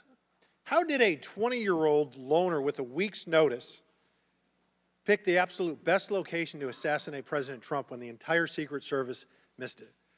Director Cheatle, in your leadership, your agency got outsmarted and outmaneuvered by a 20-year-old. How can we have any confidence that you could stop a trained professionals from a nefarious nation state? Those are absolutely questions that we need to have. I know they're answers questions, to. but you know, the fact of the matter is we can't have that confidence. Director, do you have the ability personally, and do you have the authority to beef up security of any of your protectees? Yes, I do. Okay. So were you also aware there was a credible threat President Trump was facing? He was facing a heightened security threat to a foreign adversary? Yes. Okay. So given that there was an increased threat to President Trump's life, was he provided a full security complement akin to what a sitting U.S. president would receive? He was provided a full complement of security based on the threat assessment that we had. That's not my question. And the venue. My question is, if he'd been the sitting president, would he have had the same security he had on July 13th, or would have been beefed up? There is a difference between the sitting president So your answer is he didn't? and continuity of government and the responsibility So he that we did have. not. Okay, there wasn't a CAT team, a full CAT team on site. There wasn't counter-surveillance teams on site. But this is the thing. You just said you had the ability to beef up the security. You knew about the threat, and you didn't. And that's as telling as it is chilling. We have satellite images from the Butler Fairgrounds. Have you visited the site? No, I have not. 9 days and you have not visited the site. You should have been there that night. Did you talk to, that evening, did you talk to the team, the heroes that surrounded the president? Did you call them that night? They were still operational working. So that's for an answer is protection no. Did you call them the next of the day? president. Yes, I spoke with You called them the very next day, not the day of, or was it 72 hours after? I don't know the timeline, but I spoke with Okay, them because you're under oath. immediately I following. think it was 72 hours after. You waited 3 days. What is immediately clear is that there are a number of structures that need to be secured. Of these, Director, other than the first, immediate 4, what's the most dangerous site that should have been secured? Because Security 101, you got to mitigate the high ground. Yes. Okay. Do you know what the next most dangerous site, what was the closest structure to the president, other than the 4 immediate ones that you had your counter-sniper teams on? There are a number of structures around that event site. You know who the shooter knew? The shooter has visited the site 2 more times than you have, and he had a drone, and he picked the AGR building. So you said, do you remember in an ABC interview you did that you didn't have people on the roof of the AGR building because you were worried about safety because of the slope? I recall that statement. Okay. Does the Secret Service have written policy you can share with us about slope roofs? No. Okay. So why'd you act like there was one? Because is it your practice to comment on enormous events of enormous national implications when you're ignorant of the facts? That's rhetorical. So here's this thing with the slopes. You go all up to like 1812. You can go to a 112, which is about as flat as you can get without it being completely flat. And you're saying that there was a danger, safety concern there. But the problem is, Director, you put your counter snipers on a 312 roof, which is steeper than the 112. And by the way, the 112 is ADA compliant. You can build a ramp for a wheelchair on a 112 roof. So these are nothing but pathetic excuses, and they make no sense, and they're a bunch of cow dung. All the law enforcement I've spoken with over the last 9 days are amazed that the AGR rooftop was not secure. And you want to know why? Because it's dangerous. I have never had any long gun training in my life. I own an AR-15, and last time I shot it one time my whole life. It was 6 years ago. That is until Saturday, where we recreated the events in Savoy, Texas. We recreated what happened in Butler. I was lying prone on a sloped roof at 130 yards at 6:30 at night. And I knew that he had a scope, I didn't know what kind, red dot or magnified. So I shot 8 rounds from both. You know what the result was? 15 out of 16 kill shots. And the one I missed would have hit the president's ear. That's a 94% success rate. And that shooter was a better shot than me. It is a miracle President Trump wasn't killed. Corey Compatore's life is over because that damn shooter made it on the roof. And it wasn't the roof that was dangerous, it was the nut job on top of the roof. You know what else is dangerous? I believe your horrifying ineptitude and your lack of skilled leadership is a disgrace. Your obfuscating today is shameful. And you should be fired immediately and go back to Garden Doritos. Mr. Chairman, I yield back. Chair recognizes Ms. Lee from Pennsylvania. Thank you, Mr. Chair. I'd like to thank the chair, the ranking member, for coming together and holding this hearing. But I have to say, I don't think any of our concerns have been addressed today, and what little we've learned has not inspired much confidence. I will just say that we obviously can't allow the violence we're seeing in this country become the norm or a commonplace, but that seems to be where we're heading. On this occasion, it was, very shockingly, a former president and current political candidate at a rally that we all assume is one of the most secure places we can be. But the violence we saw last Saturday is the same culture of violence that makes too many of our kids and our community members feel unsafe to play outside or to go to class or to simply live their lives each day. But again, this was a political rally, and it is supposed to be one of the most secure places, so we do have very specific questions about that. Director Cheatle, I'd like to start by following up on some of my colleagues' questions. My colleagues, Mr. Krishnamurthy and Mr. Frost, highlighted a number of points that showed the shooter presenting an active threat. So I'd like to ask you, Director Cheatle, to clarify what the protocol is for postponing or canceling an event based on a threat and how the events on July 13th didn't meet those standards. So again, I think we're talking about the distinction between suspicious behavior and a threat. And at the time that this individual was identified, they were displaying suspicious behavior. I'm still waiting for interviews from the FBI to determine what it was that identified that individual as suspicious and what those behaviors were. To that question, does suspicious behavior vary between different events? For instance, if we have an event with a president, would there not be a heightened standard for suspicious behavior? I think that there are a number of ways that someone could be identified as suspicious, and it doesn't matter whether it's at a rally or an indoor event or who the protectee is. I think it's up to law enforcement or citizens to identify someone as suspicious. Okay, thank you. According to the Associated Press, at least 6 different agencies, including 2 sheriff's office, local police, state police, as well as fire and emergency rescue officials were involved in securing the rally in Butler. When there are so many teams that are collaborating, who takes the lead and how is that determined?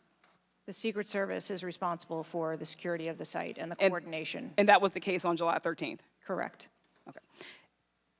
Changing gears, in 2024's appropriations budget, the Secret Service was given a little over $3 billion, which was about $78 million above what was requested. For 2025's budget, you've requested yet another increase. How much of these funds goes towards training and improving protection procedures? I would have to get back to you on the training aspect of it, but about 30% of our budget is for protection and facilities and training. But clearly the problem can't be a lack of funding, so what exactly do you see as the core problem that led to this failure, that led to your agency being outgunned by a 20-year-old using his father's gun and acting on his own without a particularly sophisticated plan or technology? I think that we are waiting to determine exactly what those failures or failure was so that we can make sure that the Secret Service is stronger after this. So we've heard a lot today that you can't answer because it's an ongoing investigation, that you're still figuring out the details, and that you won't answer basic questions. You've said 60 days for the investigation, but I simply don't think that's acceptable. Do you really plan to keep avoiding questions and the American people's questions, ours and the American people's questions, for the next 60 days?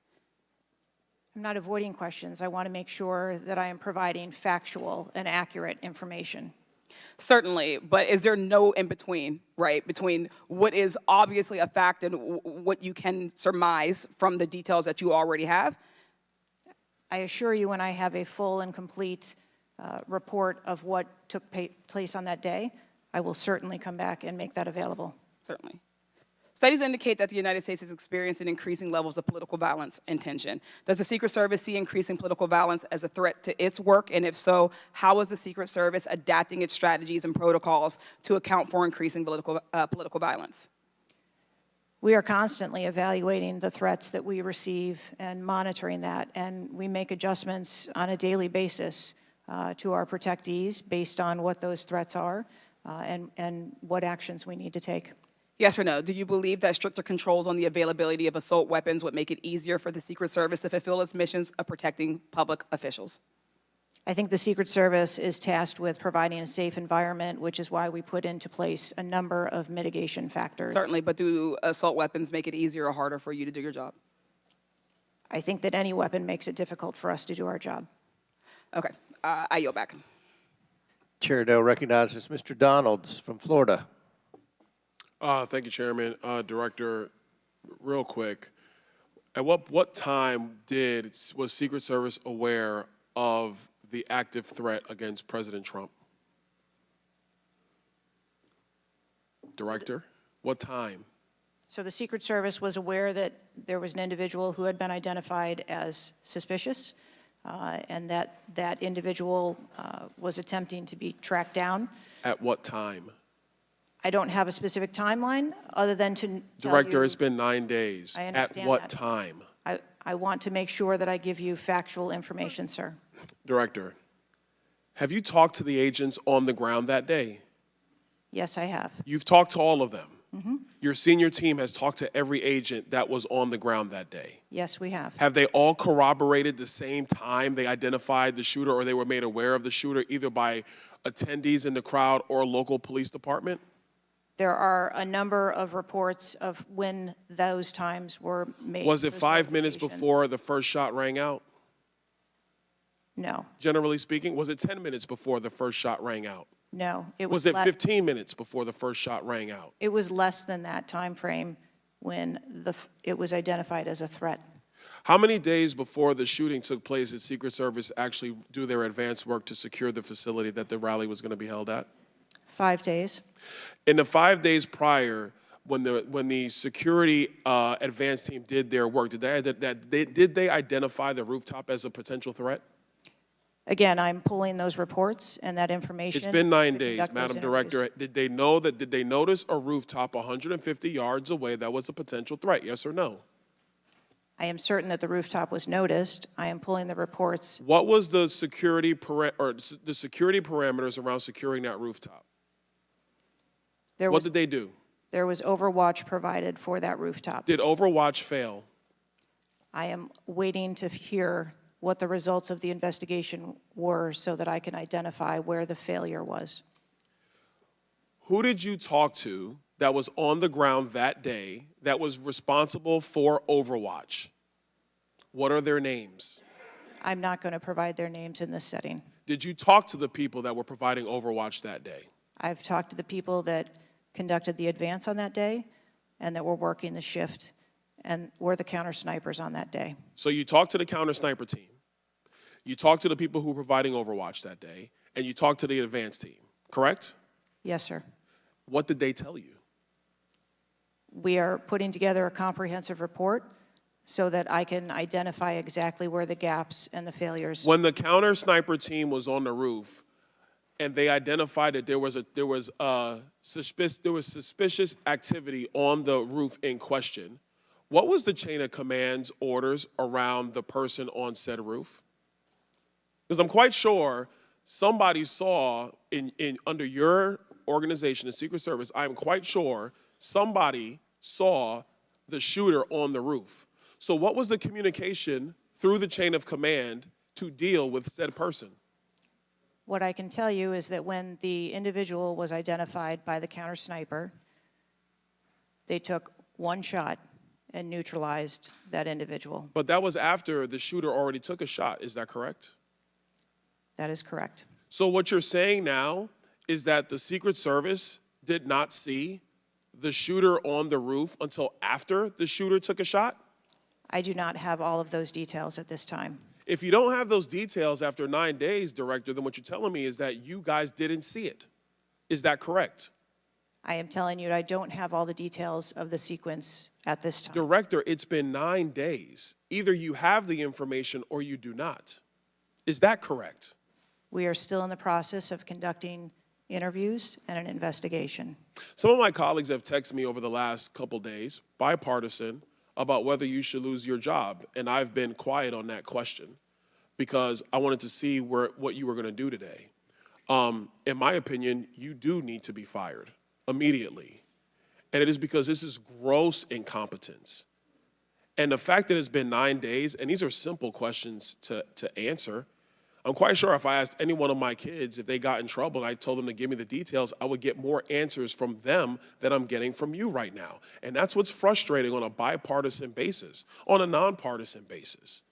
This is a joke. And Director, you're in charge. And that's why you need to go. Mr. Chairman, I yield back.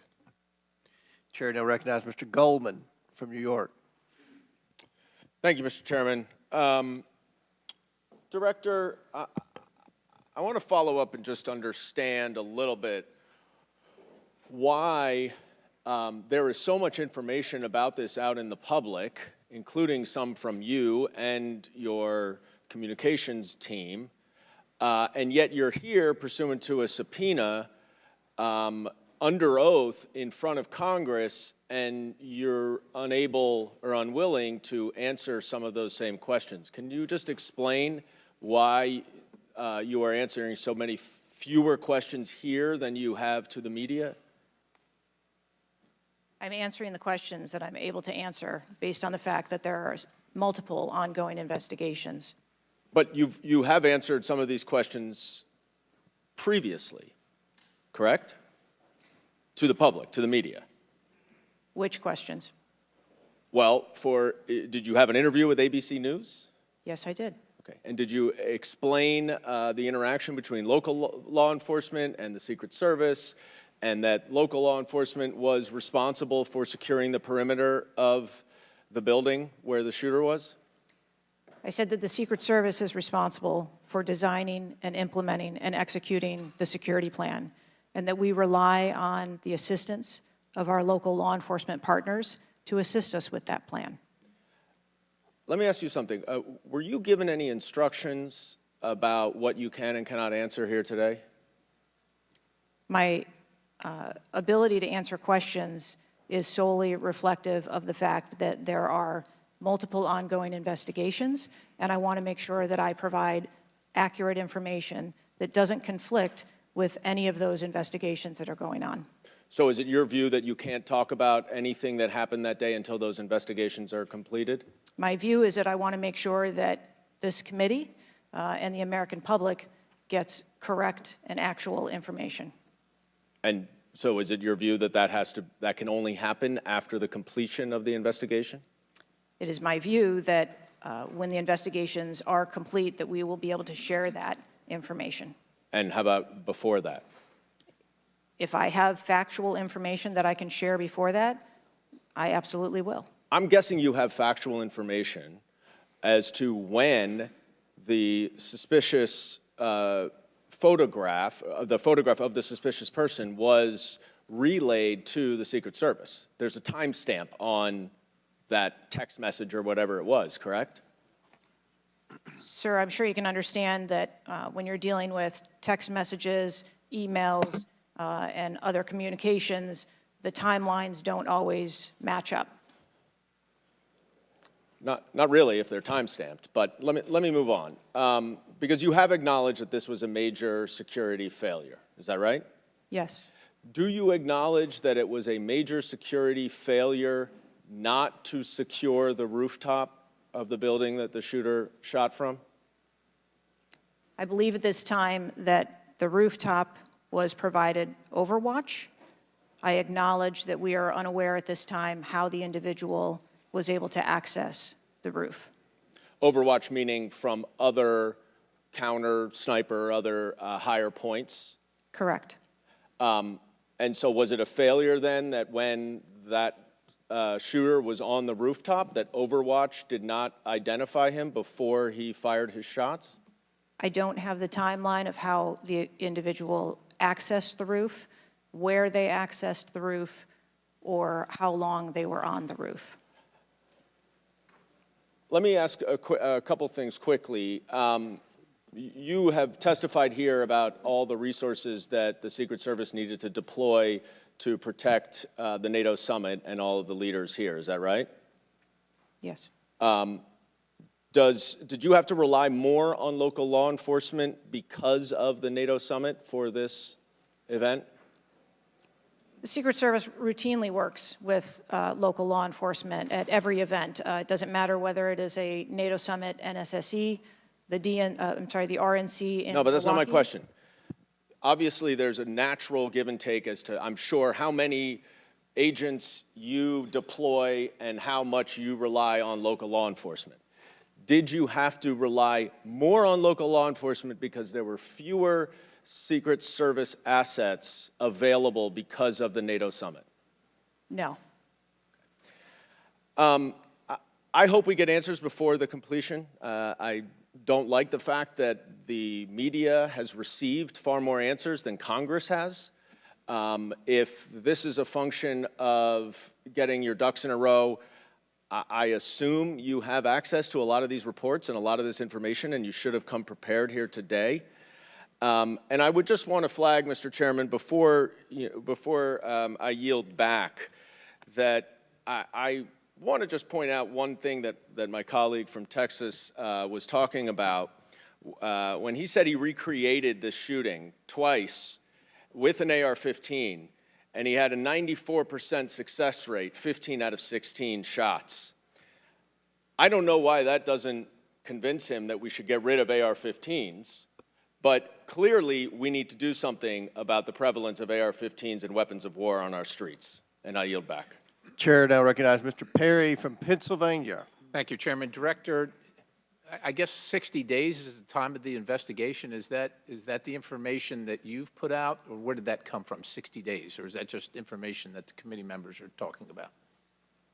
I stated that earlier today. I've asked Okay, my 60 team. days. So are you receiving regular updates? You're in charge of the Secret Service. This is about your organization, what happened 9 days ago. Are you receiving regular updates from the FBI on their investigation?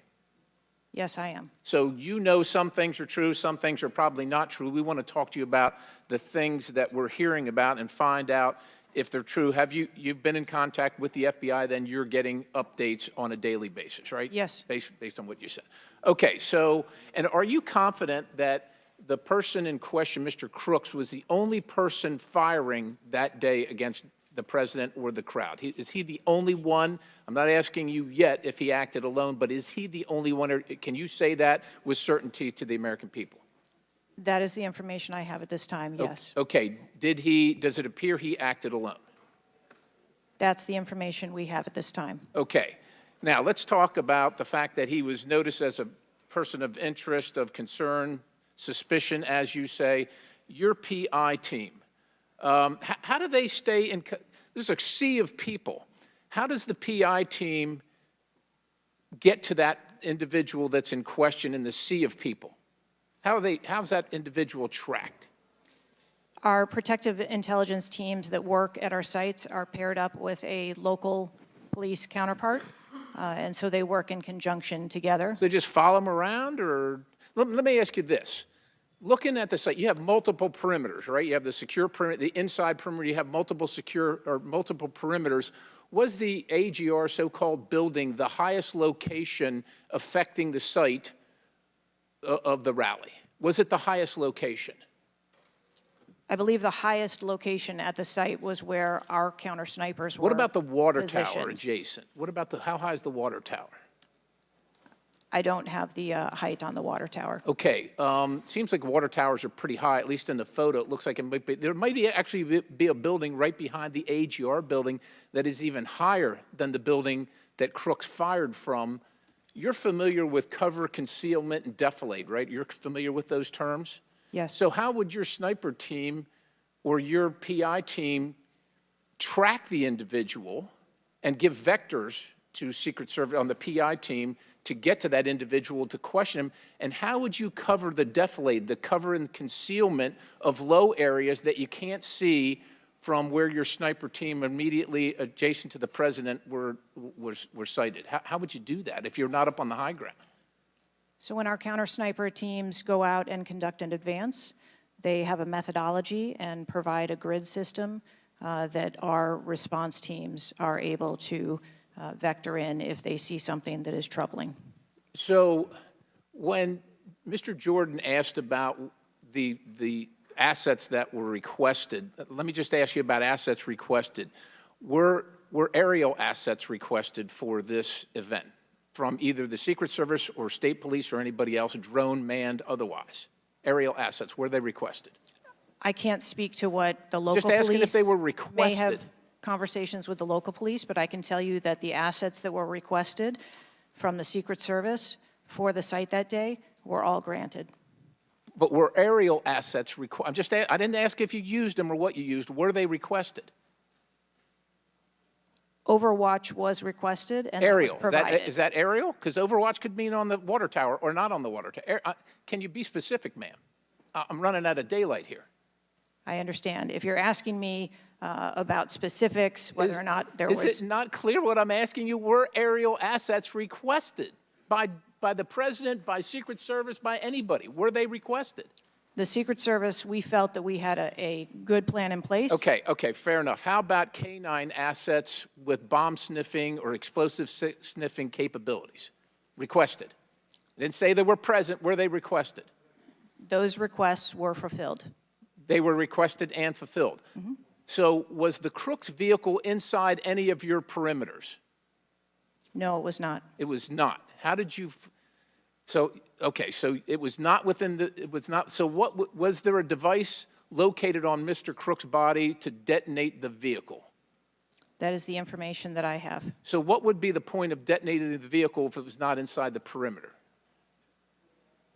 I have no idea what Mr. Crook's motivation was. Ma'am, the fact that you haven't, I'll close with this, Mr. Chairman, haven't even visited the site. I understand there are other things going on, but the culture of your organization, the culture that doesn't, do you know how tall the president is? How tall is the president? President Trump, how tall is he? I don't, he's over 6 feet tall. I don't Okay, so do you assign agents based on their ability to cover physically and carry, if necessary, the President of the United States when you assign them to this mission? Is that a parameter that is considered? I assign agents to work our protectees that are capable and have been trained by the Secret Service. I understand they're trained, but if you're not tall enough, it has nothing to do with, we're not mad at you, but if somebody's 7 feet tall and you're 5 feet tall, there's going to be a delta there that is problematic in protecting the protectee. And I'm asking, is that a consideration when these agents, not saying you, but when they're assigned to the protectee? The agents that are assigned to our protectees are perfectly capable. Okay, ma'am. So of the providing culture is what I'm protection. concerned about, because the primary objective here seems to be something other than securing the site, securing the principal, and securing the people at the site. And that's the concern based on the answers that you've given today so far. Without a yield, Mr. Chairman. Chair now recognizes. Assigned to our protectees are perfectly capable. Okay, ma'am. So of the providing culture is what I'm protection. concerned about, because the primary objective here seems to be something other than securing the site, securing the principal, and securing the people at the site. And that's the concern based on the answers that you've given today so far. Without a yield, Mr. Chairman. Chair now recognizes Mr. Moskowitz from Florida. Thank you, Mr. Chairman. Thank you for this hearing. I want to thank the subpoena that you sent. I want to thank Ranking Member Raskin and your work, the letter you sent to the committee. And I also support the creation of a commission to get to the bottom of what happened. Director, I just want to give you an honest assessment of how this is going for you today. Did you happen to catch the hearing many months ago in education where there were a bunch of university presidents and Elise Stefanik asked a very easy question and couldn't get an answer? Did you see that hearing? No, I don't think I did. Okay, well, let me tell you, it didn't go well, and the short end of that story was those university professors all resigned. They're gone. That's how this is going for you. This is where this is headed, okay? This is, I don't know who prepared you for this. I don't know how many times you've testified in front of Congress. But a president was almost assassinated live on television, not just for Americans, but for the world to see.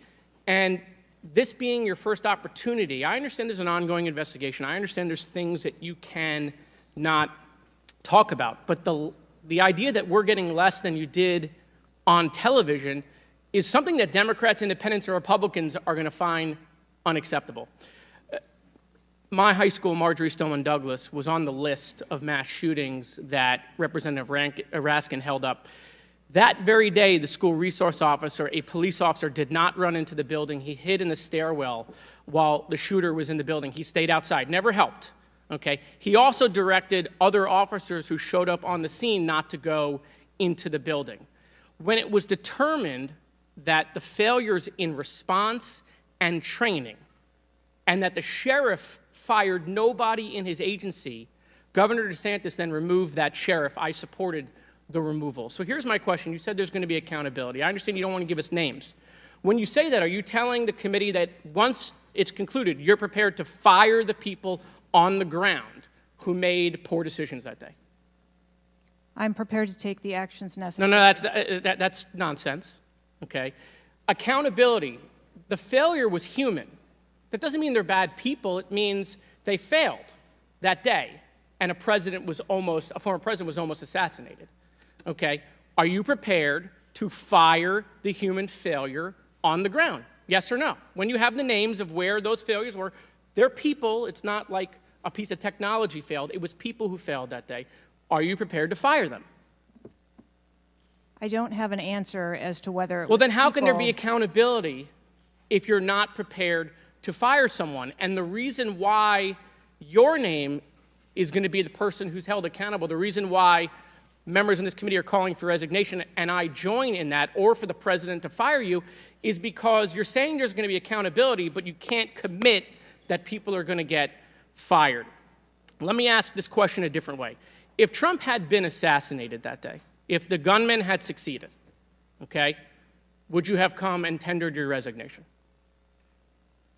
I would still be sitting here because I would want to ensure the integrity of the investigation. Totally that would move understand. forward. That's a fair answer that you would have set up that process. But would you have had the honor to come in front of the committee and say, a former president was assassinated on my watch, there should be new leadership? I think that I have admitted that there was No, that's what I'm asking. grave Would you have failure tendered your resignation if he had been killed? that occurred on my watch, and I am accountable for that. Okay, but would you have tendered your resignation if he had been killed? I think that I've admitted that I've taken accountability and will take responsibility. Okay. Well, let me ask I want to follow up on Representative Connolly's question, in which he asked about guns, and you were not willing to commit that makes your job harder. This is not about the Second Amendment. If there were over 400 million guns on the streets, if all of those guns were machine guns, would that make your job harder to protect people? Again, I think weapons that are out there. If all of make our those job- guns were rocket-propelled grenades, would that make your job harder? Yes, sir. Yes. Okay, thank you. Perfect. This is not a trick question. Thank you. Okay. I won't ask the other 15 things I was going to do. I was going to do drone strikes, but it's okay. So that's all we were asking. It creates a challenging environment. It has nothing to do with the Second Amendment or people's rights, but it does make your job harder. So credit to Representative Connolly for asking that question. One last thing, Mr. Chairman, and I'll conclude. You know, there was a question asked, is an Iranian assassin more capable than a 20-year-old? And I have been tough on Iran. I probably have more resolutions on Iran than almost anyone in Congress. But I can tell you it isn't Iranians walking into schools and grocery stores and movie theaters and churches. It is 20-year-olds, right? And some of them are mentally unstable. And they have access to guns. And they're domestic terrorists. Someone talked about Christopher Wray. Christopher Wray has talked about domestic terrorism. And so, yes, we collectively come together on foreign threats, and I am not at all debasing the fact that there are foreign threats here and abroad, but there are domestic threats, and we have to get to the bottom of how we stop domestic terrorism, because it was a 20-year-old who walked into my high school and killed 17 people. He was plenty capable, and he was an Iranian. Thank you. Chair now recognizes Mr. Timmons from South Carolina. Thank you, Mr. Chairman. Director Cheatle, we've asked you a lot of questions and haven't really got a lot of straight answers. I have intentionally created a line of questioning that I think that you can't answer. So the first question is, do you agree that the allocation of Secret Service resources should correspond with the risk profile of any given event? A higher degree of risk at one event should get more resources. Is that fair? That is fair. Okay. And when two events occur at the same time in the same geographic vicinity, that the risk profile of each event should be taken into account, and whichever event is greater risk should receive greater resources. That is correct. Okay. So I'm going to go over the Trump event. So this was publicly announced July 3rd, Butler, Pennsylvania. The venue is an outdoor fairground, open air, no existing security. The crowd size was expected to be tens of thousands. It ended up being over 20,000. There were general and specific threats from foreign adversaries. As the chairman of intelligence remarked, Iran has said they want revenge, as well as when President Trump was in office, he made a lot of people mad, terrorists to be included all over the world. And, you know, President Trump is the former president and the future president. So I would say that that is a fairly high-risk event. Would you agree? Yes. Okay, let's conversely, the First Lady had an event at a casino in Pittsburgh, just a few dozen miles away. It was a dinner for the Italian Sons and Daughters of America. It was publicly announced on July 10th. What's interesting is that the casino is actually extremely secure. They already have magnetometers existing prior to this event even being announced. It was in a ballroom. And the size of the crowd, a mere 400. There were no specific threats. There may have been general threats. And the asset is the First Lady. Those seem like there's a huge disparity relative to risk. Would you agree? Yes. Okay, thank you. Multiple whistleblowers and various media outlets have reported that the Pittsburgh field office of the Secret Service allocated 12 additional post standers to the First Lady's event and 3 additional post standers to the Trump rally. Is that correct? There were no assets that were diverted from the First No. Lady's This is a very simple question. I'm not asking if anyone was diverted. Did the First Lady's event that was relatively secure, especially compared to Trump's rally, get 12 assets? And did the First Lady's event get 12 assets and Trump's get 3 from the Pittsburgh field office? That's a yes or no question. If you don't know, don't answer it. I mean, if you don't know, don't The answer number of personnel that were allocated to both of those events were comparable to the risk at both of those events. Wow. Really? So you think that the Pittsburgh casino, 400-person in a ballroom with ingress, egress through probably a very well-guarded parking garage was 4 times more dangerous than a 20,000-person rally on an open field with the former president and future president? You think that that's 4 times more dangerous, the casino event? I didn't say that at all. Well, they got 4 times the resources from the Pittsburgh field office, who was likely in charge of the final walkthrough for both events. I mean, we've continually highlighted the failures of the Secret Service at the Trump rally.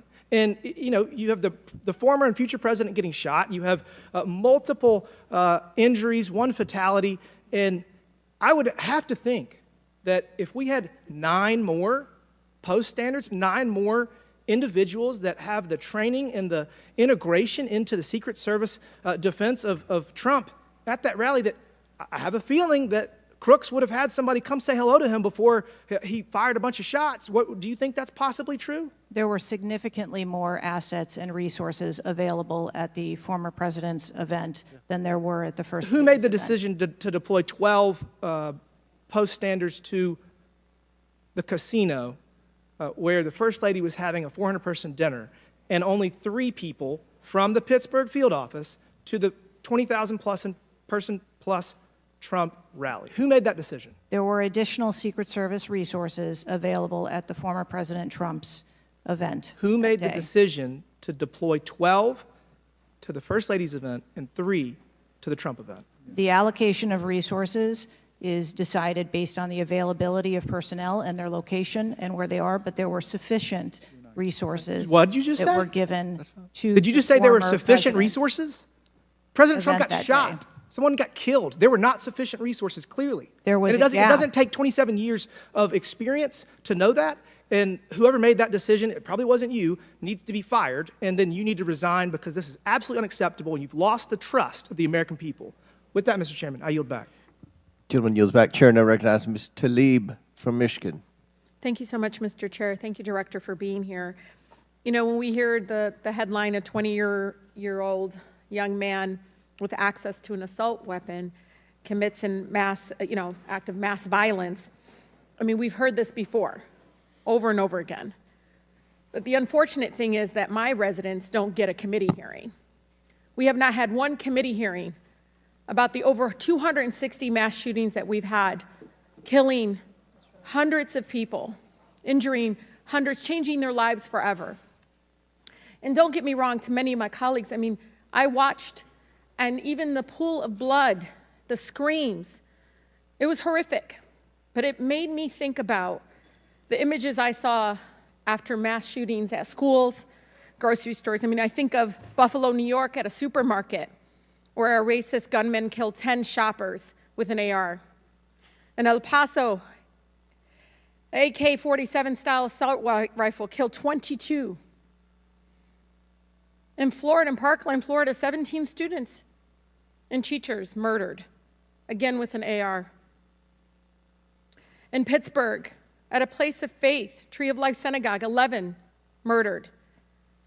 And don't get me about Newton, Connecticut, which still breaks my heart. 26 murdered, including 20 elementary school children. This year in Michigan, we've had, Mr. Chair, 2 mass shootings. 21 shot in Detroit. One of the most horrific shootings we've seen. 2 killed at a splash pad in Rochester Hills, Michigan. 8 shot there. Again, an assault weapon used. But the difference here is the former president gets a hearing in his attempt to assassinate, but our residents don't get a hearing about mass shootings, about gun violence in our country. You know, Mr. Chair, I ask this wholeheartedly. You know, they don't have Secret Service to protect them. They don't. I don't have these mass agencies protecting our kids in the schools or the supermarket, movie theaters, or going to a block party in Detroit. I don't have that. We don't have that. But I can't believe we're just going to focus on that and not the fact that we're hearing yet again in the headlines a 20-year-old young man having access to an assault weapon, a weapon of war many of my veterans say they have to be trained to use. But he can get it, wasn't safely stored by the parent, grabbing that gun, and innocent lives were lost. Director, I know you got asked about this, and I think it's important, though, you know, for us to hear this. But how difficult is your job when there's such easy access to assault weapons in the streets? I think the job of a Secret Service agent and officer is incredibly difficult. I think the environment we deal with every day and the dynamics of the threat environment is incredibly difficult. These are brave men and women who put their lives on the line, and a day like we had on July 13th is a day that no one in my agency ever wants to have as their responsibility. It is an incredibly difficult job. Yeah, I immediately thought of the children in the audience. I mean, when you think about going to a rally with your family, again, their lives are forever changed. The incident are never isolated. I really believe these incidents are never isolated. And I know Detroit Free Press had reported that the 20-year-old Pennsylvania shooter looked up the 2021 Oxford High School shooting in Michigan. Can you comment on what information this shooter was looking up in regarding the tragedy of Oxford High School, where it took 4 of our high school youth there? I'm sorry, I'm not able to. The FBI has those details. So you can't even tell us, I mean, was he looking at the type of weapon? How many? Yeah, unfortunately, I don't have those details. Do you have, I mean, did they share that with you, though?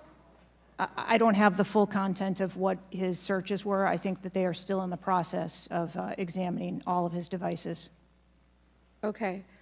Again, you know, the impact, I want to be really serious about this. The impact on our families is more than just this political rally, Mr. Chair. We have to talk about this. Even if we're in disagreement Let's talk about it, because I've seen statistics that show that we could be saving lives now if we ban these weapons of war from being able to buy it at the local store down the street. I mean, we just can't continue to allow this to happen. And unfortunately, my residents are not former presidents of the United States. They don't get a hearing. They don't get Secret Service, any of that. And even among those that are expressing the failed in the system, they just deserve better. They truly do. Thank you, and I yield. Chair now recognizes Mr. Burchett from Tennessee. Thank you, Mr. Chairman. Ms. Cheatle, the shooter was set up on the roof of the AGR International building, as we know. Was the roof identified as a potential vulnerability days before the rally? To my knowledge, yes, it was. Were agents or officers inside the building? If so, what floor were they on? We had local police officers inside the building.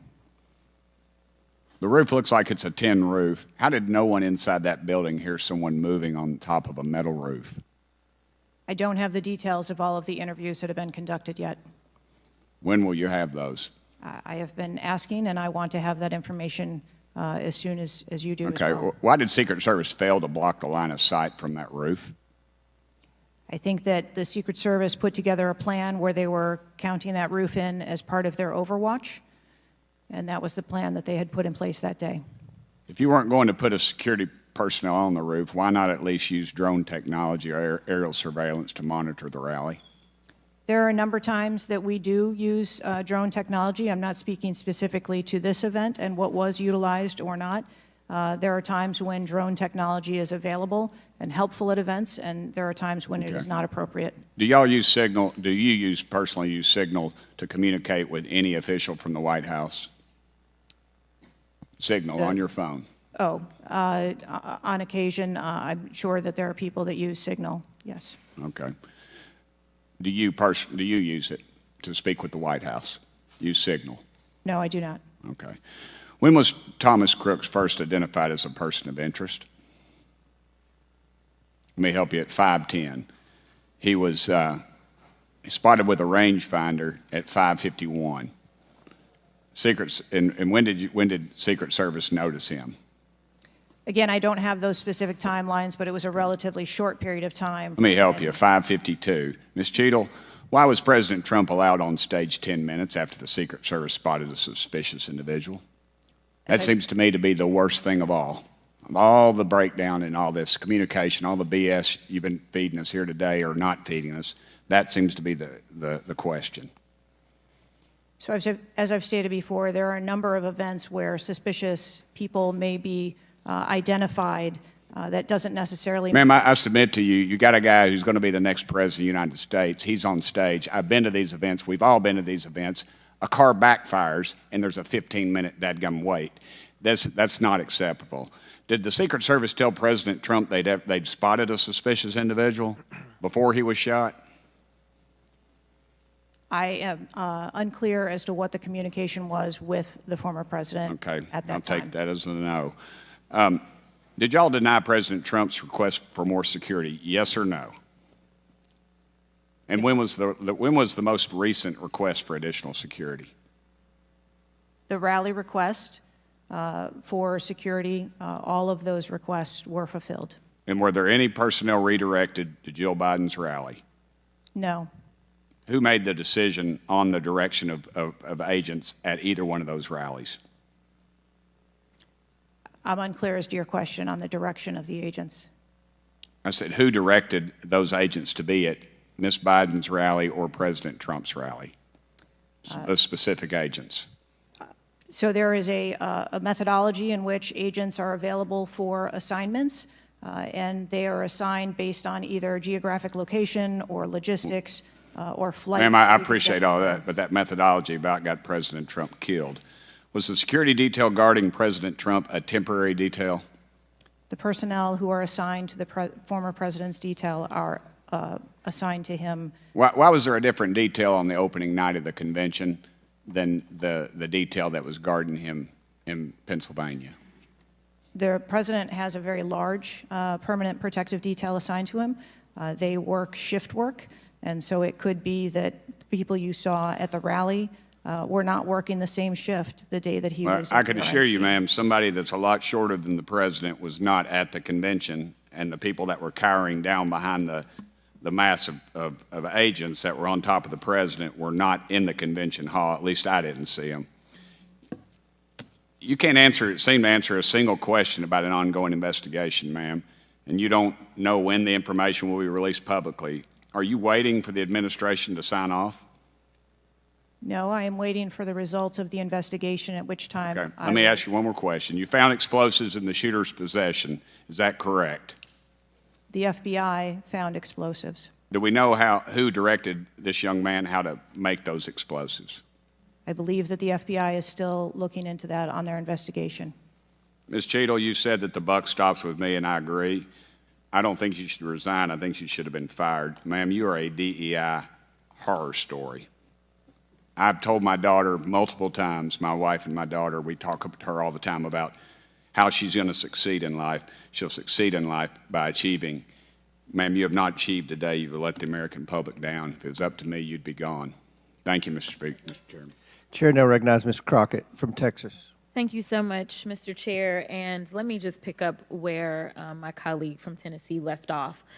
Director Cheatle, was the incident on July 13th due to DEI, or rather systemic failures in communication and potentially safety protocols? The incident on the 13th has nothing to do with DEI. The incident on the 13th has to do with a failure or a gap either in planning or communication. Thank you so much. In fact, I have a few articles that I will enter into the record once I wrap up that actually acknowledge a number of women specifically for their valor in their service, whether it's been in various levels of law enforcement. But, you know, I want to stick here for just a second, because earlier you had a conversation in which there was a discussion about training. And I want to talk about training, and I want to talk about the fact that there's been a little bit of dancing around as it relates to this being a suspicious person and this being a situation that was perceived to be a threat. And it seems as if there's a different analysis that takes place. One of my questions has to do with if you have any bias training that your officers undergo. And the reason that I ask that, because as a civil rights lawyer, I have learned so many times in having to deal with law enforcement that there usually is not a perception of a threat when it is a young white male, even if they are carrying a long gun. Yet a lot of times, at least in this country, when it comes to law enforcement, there is a perceived threat just by somebody having a little bit more melanin in their skin. So I'm curious to know, because a lot of times, one of the things that we have consistently pushed for on my side of things, and when I say my side, is once we are looking at a tragedy in which law enforcement made an error, is the bias training and whether or not our officers are getting it. So I'm curious to know, in some of the training that you talk about that is part of your budget, has bias training been part of that? Yes, it is. Okay, thank you. I know that today is a rough day, and on that day in Pennsylvania, it was a rough day. And the reality is that I understand it, and you may or may not know the answer to this question. In the space in which this event took place, it was an open carry space. Is that correct? That is correct. Okay. So I hail from the state of Texas, and interestingly enough, I was serving in the state house right after there was a mass shooting in El Paso. We had an opportunity to do right by our citizens in Texas, but we did not. Instead, they passed permitless carry. And what my colleagues kept trying to get you to answer, because we want to come up with solutions, we don't want to keep pointing the finger. And right now, you've got a bunch of fingers that are pointed at you. But our job is to solve problems for the American people. And to be perfectly honest, the numbers are clear. I had, I think, almost every major law enforcement agency come forward and say that they were against permitless carry because they said that their jobs would be made more difficult. Unfortunately, my colleagues on the other side of the aisle in the state of Texas decided that they would ignore those warnings, and they passed the law instead. And right after they passed that law, we ended up with Uvalde. And we heard the stories of those officers that were scared to go in and save those babies because of the firearm in which that in that case, 18-year-old had in his hands. They also were given an opportunity to say, hey, raise the age and make it to where at least you have to be 21 before you can possess this type of weapon. And they chose not to. And we have the facts. It shows, and I'll enter this into the record as well if there is no objection, deaths from firearms keep climbing in Texas decades after lawmakers began weakening gun regulations. That is from the Texas Tribune. Without objection, so ordered. Thank you so much. The last thing that I'm just going to make a point of saying is that we all care about this issue because we know that there has been a spike in violence, political violence in this country. Are you aware of the fact that the numbers are higher right now? Yes. Okay. In addition to that, and I'm going to point a little blame at ourselves because right now you got all the fingers pointed at you. But the reality is that we have a number of congressional members that are consistently engaging in violent rhetoric, and it needs to be toned down. The reality is that people are listening and they're paying attention, but unfortunately, another thing that is happening because we're not getting answers from you today is the conspiracy theories. They have already began. Have you heard of any of the conspiracies? Yes. Okay.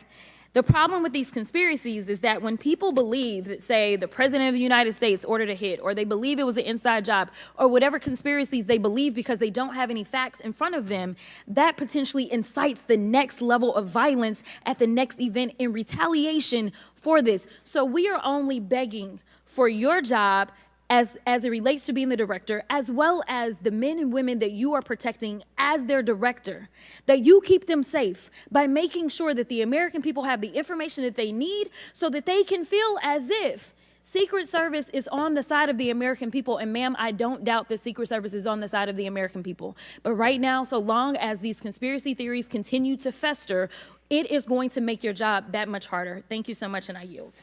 Chair now recognizes Ms. Marjorie Taylor Greene from Georgia. Thank you, Mr. Chairman. Ms. Cheatle, I'd like to remind you that you're under oath. The site team has a senior supervisor, an advanced team, a protective intelligence team, a counter sniper element, and detail. Who was the agent in charge? How long has she been the agent in charge? And what is her Secret Service background? So I'm not going to provide a name. Why not? You're here to answer our In this questions. forum, I'm not going to provide names of. You stated in your testimony, you said, I am here today to answer your questions. That is correct. Answer the question. I'm not going to provide names of our personnel. Why not? Today. The American people are demanding these answers from you today, Ms. Cheatle. I will do the best to provide you accurate information based on the facts that I have at this time. You're not answering our questions.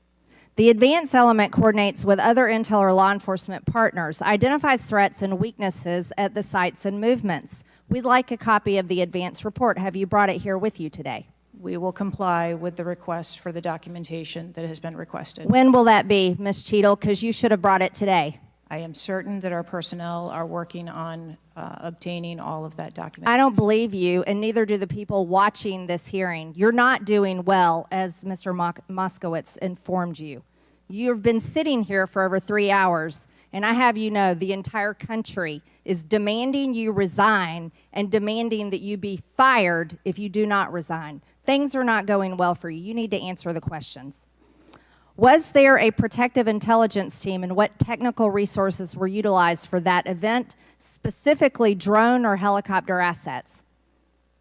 There were a number of technical assets that were deployed for that event, and there was a protective intelligence team that was assigned to that event. Why was Crooks able to fly a drone over the entire area the day of the rally and the day of his assassination attempt? To my knowledge, he did not fly the drone over the entire area. How did he fly a drone over the area, period? Any part of the area? Again, I would have to go back and check the timeline of when that took place and when the event. Why didn't you bring the timeline with you today to answer our questions? I don't have all of the answers on the timelines based on the criminal investigation. Were you not prepared today to answer our questions? I am prepared to answer the questions based on the information and wanted to be able to provide. Do you have a timeline that do you have a timeline at all from any of the day? I have a timeline that does not have specifics. That's shocking. That is absolutely unacceptable. That means you are a failure at your job. Let's talk about things that are prohibited in Trump rallies. And I've been to a lot of Trump rallies. Backpacks and bags, bicycles, firearms, any type of weapon, or any other item determined to be a potential safety hazard, like a rangefinder would be one. At 5:10, Crooks is first observed by one of the snipers, AGR Sniper 1, at the building. 5:10, President Trump was shot in the face at 6:11 p.m. 5:28, AGR Sniper 1 takes a picture of a bicycle and 2 bags. Those belong to Crooks. 5:32, AGR Sniper 1 spots Crooks looking at his phone and using a rangefinder.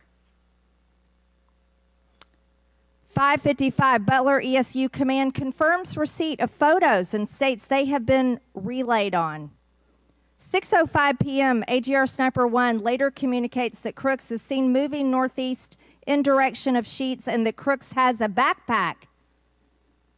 2 minutes before the shooting, while President Trump has been allowed to take the stage, people see Crooks laying on his stomach in a sniper position on the roof, and they're yelling he has a gun, and they are trying to alert law enforcement and Secret Service. Why was Crooks not shot by the snipers? Why was he allowed to be there? As soon as the individual was identified as a threat, they were... No. What do you consider to be a threat? A man with a gun laying in a sniper position, a man that had a backpack, a man that had a bicycle, a man that had a rangefinder. At what point is he determined a threat? An individual with a backpack is not a threat. An individual with a rangefinder is not a threat. What about a man laying on a building that has direct line of sight of President Trump with a gun that people are screaming and pointing out? Is that a threat, Ms. Cheatle? Once that individual was identified, they were neutralized. No, they were neutralized. Crooks was neutralized after he shot President Trump in the face, Ms. Cheatle. Is he only a threat once he fires the weapon? As soon as the counter sniper identified that individual, they were able to neutralize them. How were people in the crowd? Okay, then let's just take it this way. People under your command did not consider him to be a threat, yet people in the crowd knew he had a gun and considered him to be a threat. That means that you are a complete failure as the director of the Secret Service, that people under your command don't perceive a man laying on a roof with direct line to the president with a gun. They don't perceive that to be a threat, yet the people in the crowd do. How is that possible? That's the last question, but please answer the question, Ms. Director. I'm not certain at this time how the information from the people in the crowd was relayed to any law enforcement personnel. No, you knew, that everyone knew. The people there knew that there was a danger. They knew there was a threat to President Trump, and it was allowed to happen. Was there a stand-down order, Ms. Cheatle? No. Was there a conspiracy to kill President Trump? Absolutely not. Then how did this happen? And why are you still sitting here not turning in your letter of resignation? Last question, but please answer, and then I'll recognize Ms. Presley. Please answer that question. That is what we are investigating to determine. We're waiting for your letter. We are waiting for your letter of resignation, and you really need to consider doing that before you leave today. Chair now recognizes Ms. Presley from Massachusetts. Thank you. No one, absolutely no one should fear for their life at a political rally, in a classroom, in a faith house, or in their home.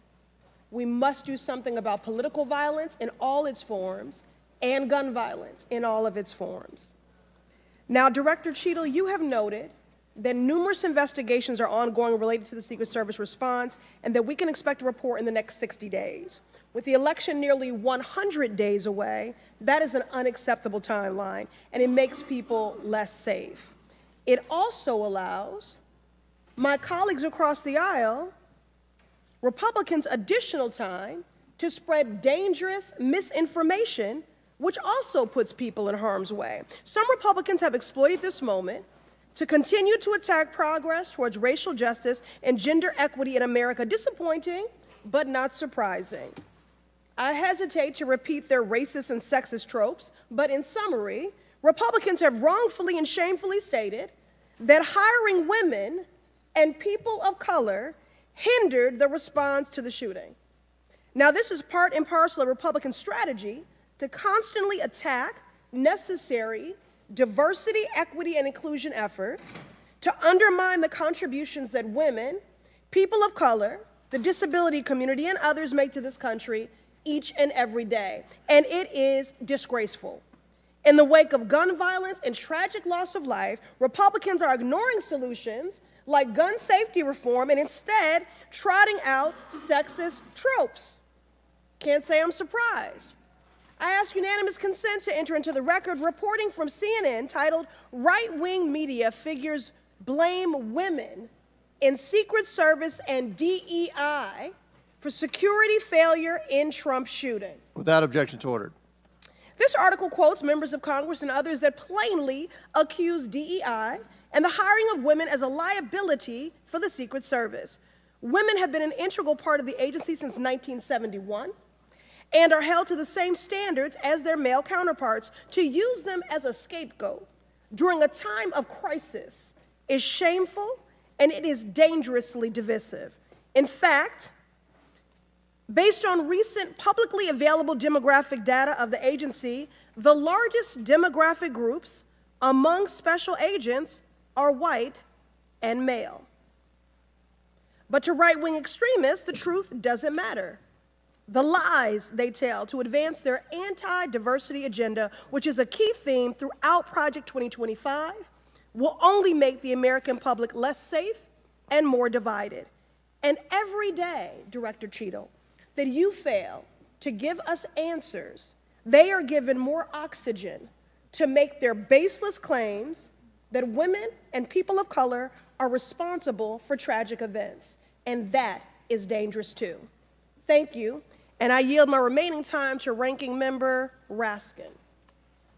Thank you to the distinguished gentlelady from Massachusetts, and thank you for those trenchant insights. I wanted to make the point that you were making and several of other members were making to bring it into sharp relief here. The very same day that Donald Trump narrowly escaped an assassination attempt, but an honored firefighter was gunned down and killed and other people were injured. There was another mass shooting that day, just several hours later in Birmingham, Alabama. 4 people killed and 10 wounded in a nightclub shooting. And you might think, oh, that's some kind of freakish coincidence. Not at all. We have more than one mass shooting a day in America. They are so commonplace now that they are barely reported in the national news. It's, of course, local news in Birmingham, Alabama, that 4 people were killed and 10 other people were shot and seriously wounded, being treated at the hospital. These things are a nightmare for the families of the victims who've been killed, for the families who have to take care of people who've been seriously injured and wounded. They are a major financial drain, publicly and privately, and yet we allow AR-15s to be purchased with abandon, promiscuously, all over the country. People can just go out and get an assault weapon. And the distinguished gentlelady from Michigan was right. We have a hearing when it affects the President of the United States, but on all the other days of the year, we don't have a hearing about it.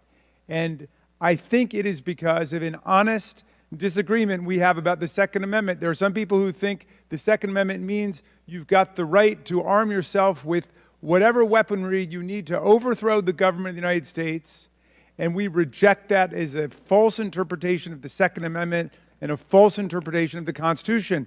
We can ban assault weapons. We did it back in 1994. It dramatically reduced these mass shootings, and when that ban was lifted, the mass shootings went up through the roof again, and we've shown it. And so just like we're demanding real answers and real action from the Secret Service, let us demand real action and real answers from ourselves about the nightmare of mass gun violence, which puts America into a category all its own when you compare us to the countries in the European Union or Canada or other similarly situated countries. There's nothing like what we're going through. So we've got to act on the Secret Service to protect ourselves against political violence, and we've got to act as a Congress to protect ourselves against AR-15 violence in America. Chair recognizes Ms. McClain from Michigan. Thank you, Mr. Chairman. And first of all, I want to thank the Secret Service agents, those who work tirelessly to protect our president, and specifically those agents who did not hesitate to jump in front of President Trump. And my heart goes out to the family of the Comptoir family and the people at the rally who are still recovering. On the other hand, the Secret Service has a leadership problem, and it falls on you. And although I appreciate your hollow words that the buck stops here, I was actually hoping for some answers. Director Cheatle, you must answer to the American people if you want to stay in charge. It's really, really simple. You want to keep your job, right? Absolutely. Okay. The best way to keep your job is to answer the questions, not play this shell game, not sing the Slim Shady song, wasn't me. I mean, come on. How long did you prepare for this hearing?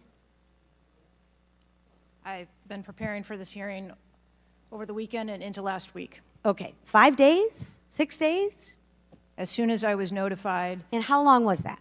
About this hearing. Okay, 4 days? I began preparing. 4 days, 3 days? I'm not sure the date that I got the letter asking me to be here. What are you sure of? Are you sure the color of your hair? Are you sure the color of your suit? I'm just, like, tell the American people, what are you sure of? You don't even know when you started preparing for the hearing? I mean, the biggest hearing of your life, and you have no clue? You can't remember when you started preparing for this hearing? Can you understand why those words seem hollow to the American people who are supposed to entrust their faith in you? I assure you, the moment I received notification. But you can't remember. You got a little Alzheimer's, dementia going? I mean, what, you can't remember. I have several active investigations going on and an operational agency to run. Okay. All right. But you want to take accountability, right? The buck stops with you, right? I am taking accountability. Super. Then let's start with trying to answer some questions. You keep referring to the FBI. When asked how many shell casings were on the roof, you referred to the FBI. When asked if there were explosives in the car, you referred to the FBI. When asked if Crooks was acting alone, you referred to the FBI. See a common theme here? I can go on and on. My question is, who at the FBI should I speak with? Wait for it. Wait for it. The FBI is responsible for the criminal Is there a name? I'm not certain. I'm not certain. All right, here we go. I'm not certain. I don't know. Let me ask a different question. Have you been in communication with the FBI? Yes, I have. With whom? I speak with the director and the deputy director. Okay. And what have they shared with you about this investigation? So I'll give you an opportunity to answer again. Did they share with you how many shell casings were on the roof? They have shared with me the evidence. Did they share with you how many shell casing were on the roof? Yes. Okay, how many were there? I would refer to the FBI for how their investigation. Many were there? And their information that they need to share in their investigation. So they've shared the information with you. You just don't want to share the information with us, correct? We have concurrent investigations that are going on. So they have shared this information with you. You know the answer to the question. You just refuse to answer the question from the member of Congress who has subpoenaed you to be here. Is there a different answer to that question? I was always willing to come here and testify before this oversight hearing. Beautiful. Then let's do that. Let's for once have your actions match your words. So you've been in communication with the FBI. You know the answers, and you refuse to tell us the answers. So I will ask you again. You know how many shell casings were on that roof. What is the answer to that question? I think it's pertinent. What is the answer to that question? I think it's pertinent to talk to you about the information that the Secret Service has and that the Secret Service knows related I'm to the asking events you on an that day. answer to the question. If you're supposed to be in charge, if the buck stops with you, how come you can't share the answers? What are you covering up? What are you hiding, my friend? I'm not covering anything up. Then why can't you answer a simple question? I would leave it to the criminal investigation to answer questions related to that. When you talk to the FBI and you ask them how many explosives, well, let me ask you, did you ask them how many explosives were on the roof? Did they answer that question? Or in the car, excuse me. Did they answer that question for you? Yes. Yes. So you know the answer to that question that my colleagues have asked you. But again, you refuse to give us the answers. You're playing this wasn't me. Well, I submit to you, if you can't, and it's not a can't, it's a won't. It's not a can't. It's not a I don't know. It's a I choose not to answer the question.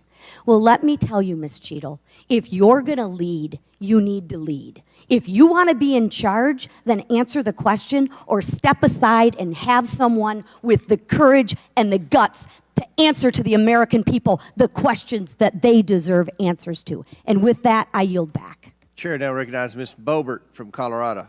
Thank you, Mr. Chairman. I'm going to continue down that vein. You have been here sitting today, Director Cheatle, definitively able to dismiss erroneous information and speculation. However, you are refusing to answer questions that we now know that you have the information for. You are saying that you are wanting to answer questions that the Secret Service has information to. Well, ma'am, you are the Secret Service. You are the director. You have said that you are the best for the job. So I'm going to ask you some questions now knowing that you do have answers from the FBI, whom you have been passing the buck to this entire day. And I'll start with something that, maybe the FBI doesn't know because it has to do with you personally. You said you spoke with President Trump after the assassination attempt. And I want to know, did you apologize to him directly for nearly having President Trump killed? Yes, I did. I appreciate that. I appreciate that you recognize that this was your failure.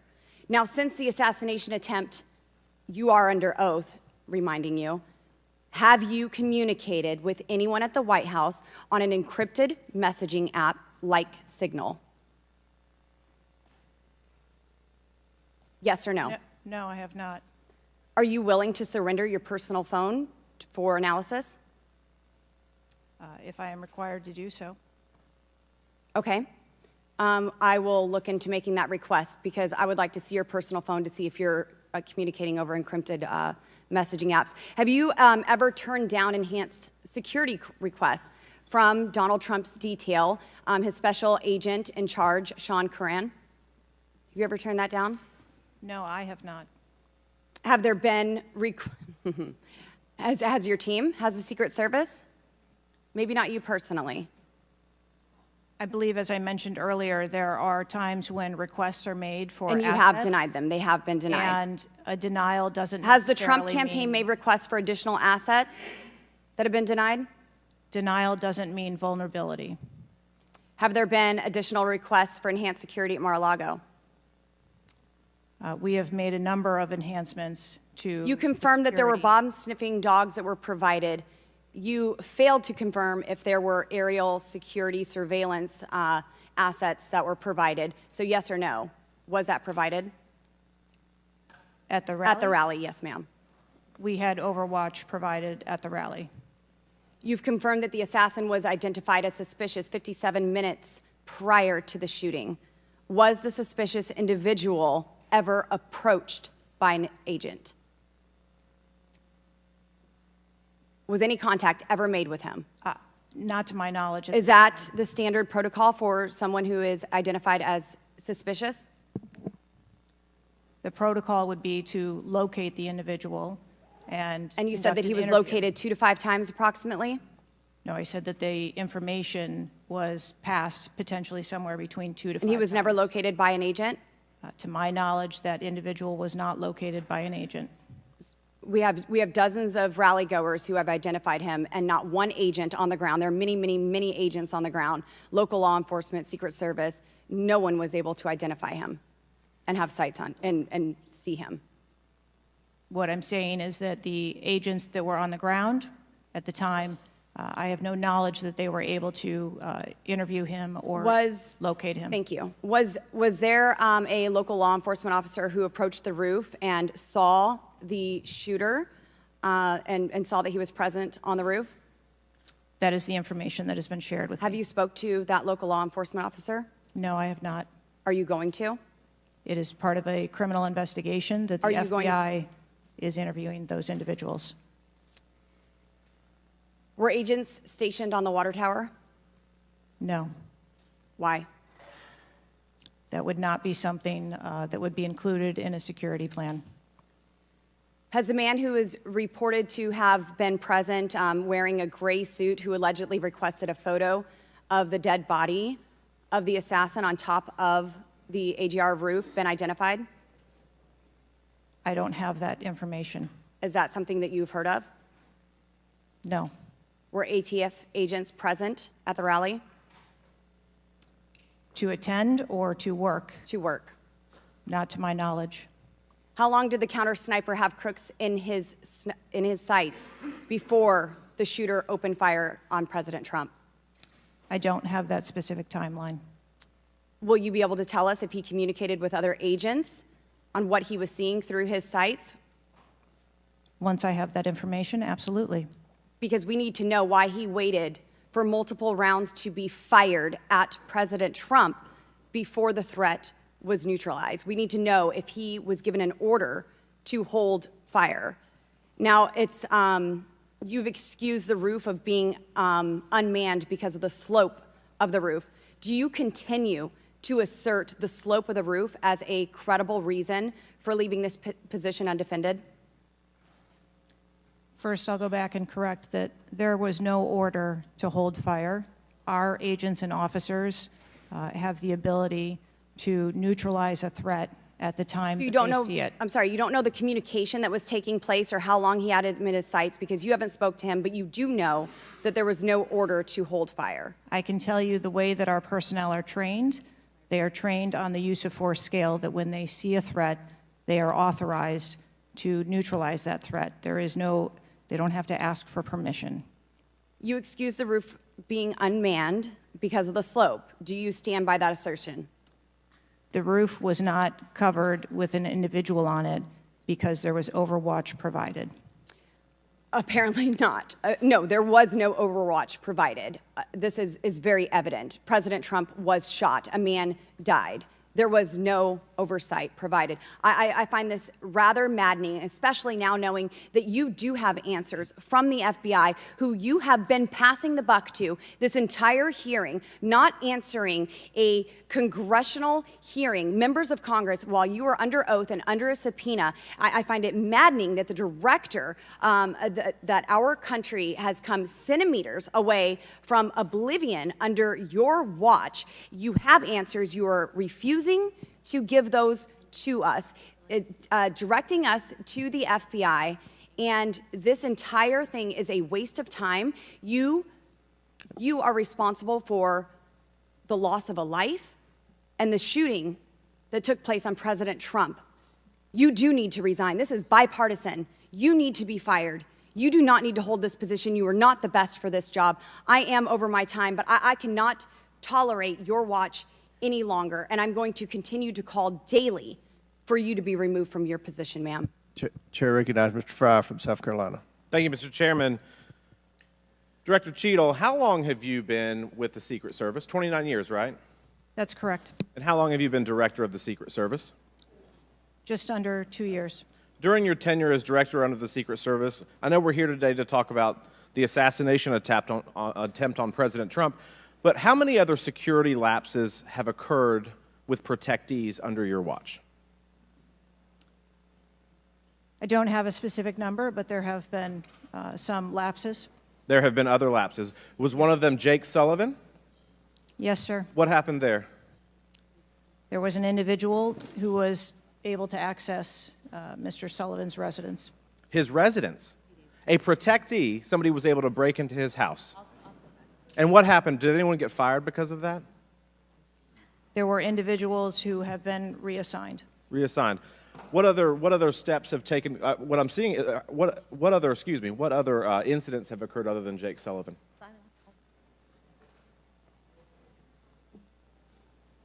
Was there an issue with the Secret Service agent and Vice President Harris?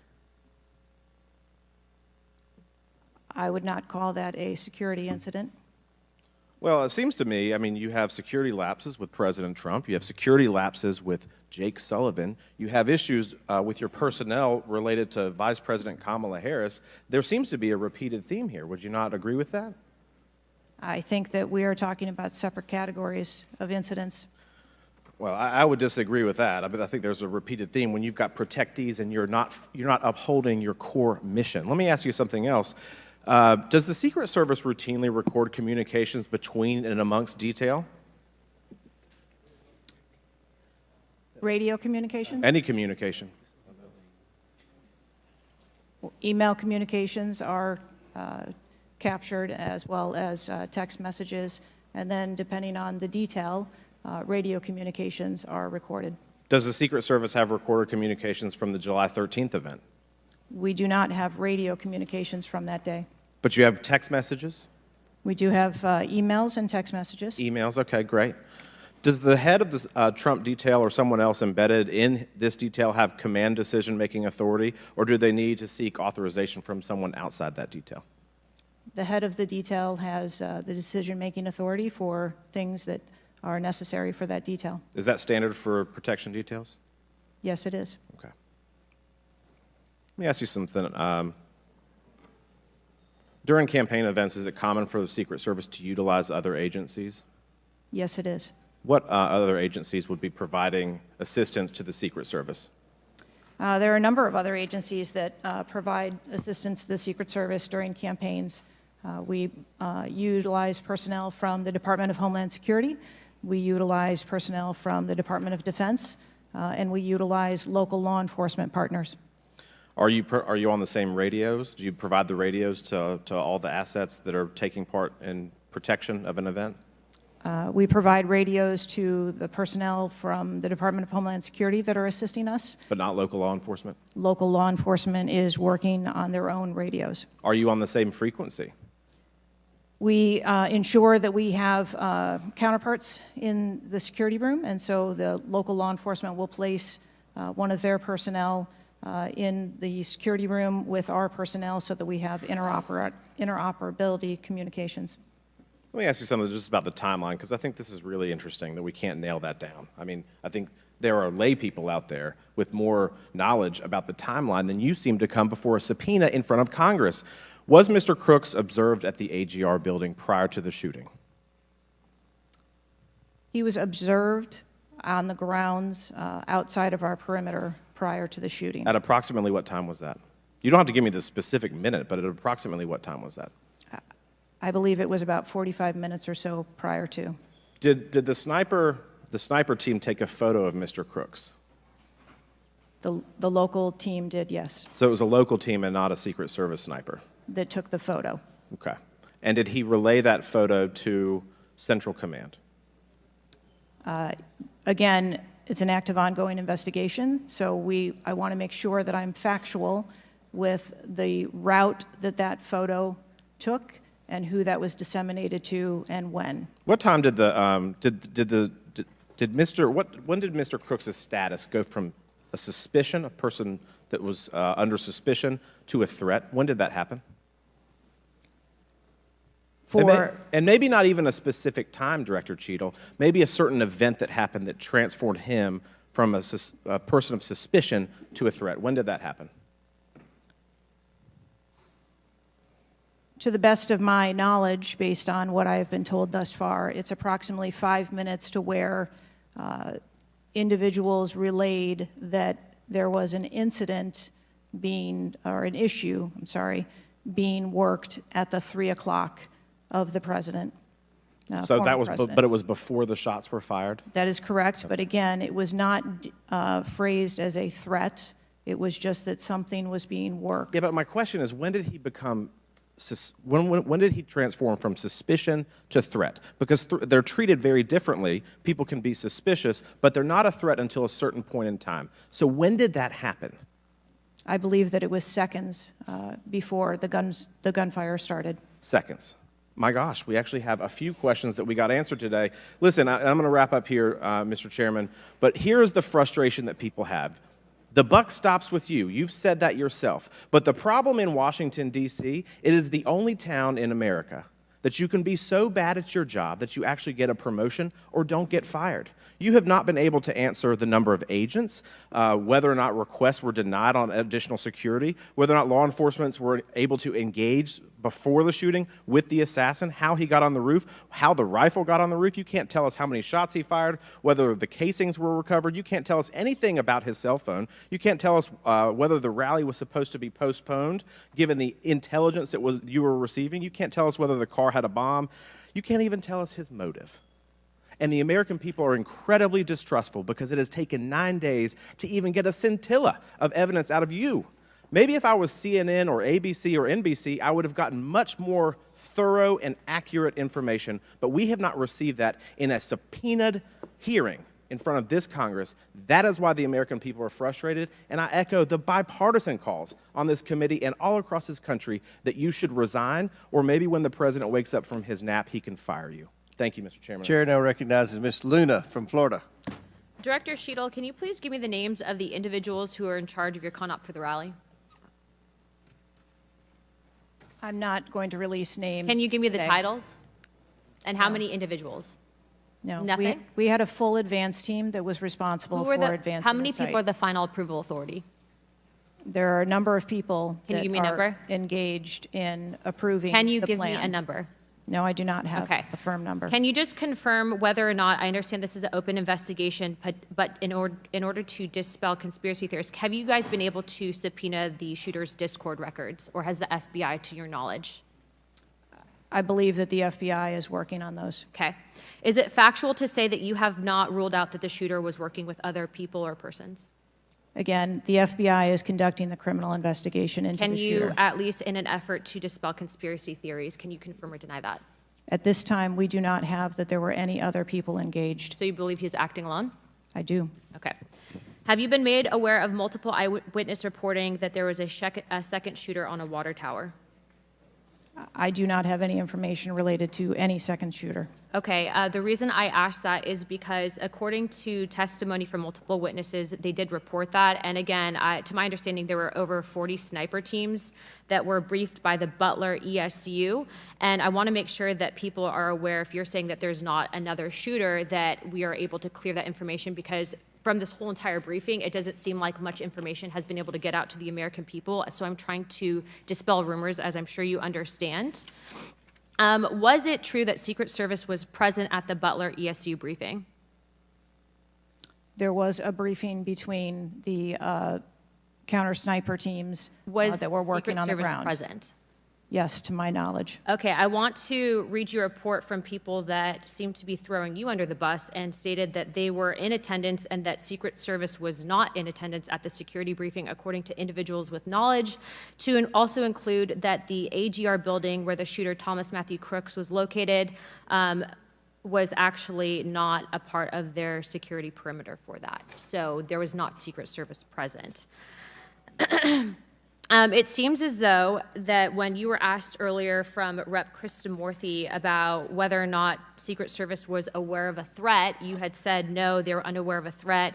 And yet, according to communications, again, from law enforcement that were in some of these group chats, they actually had reported that Secret Service was made aware of a threat at around 5:59 p.m.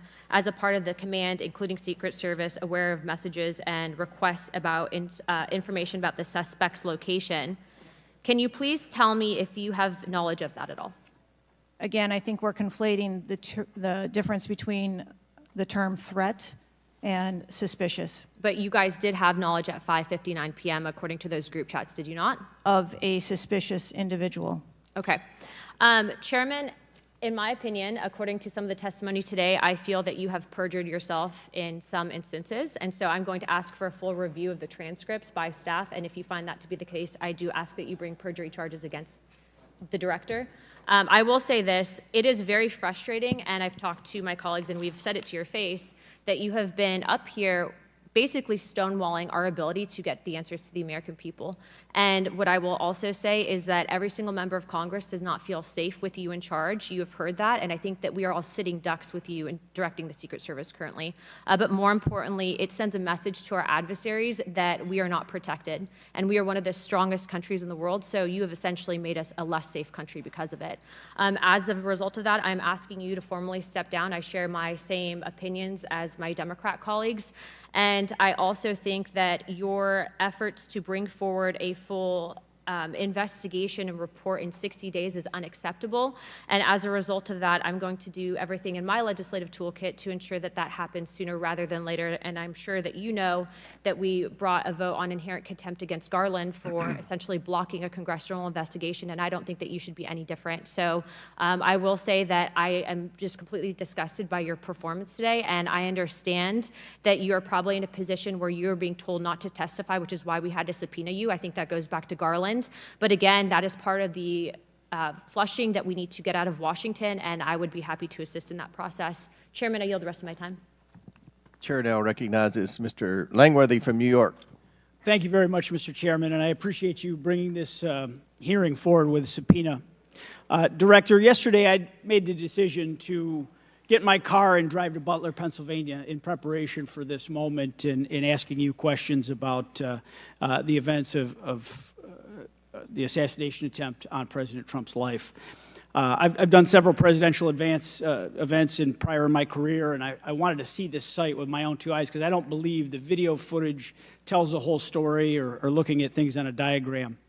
And I was absolutely appalled when I went to the site, when I saw the fact that I could have stood on the roof of that building, the AGR building, and hit that podium with a 9-iron, and I'm a lousy golfer.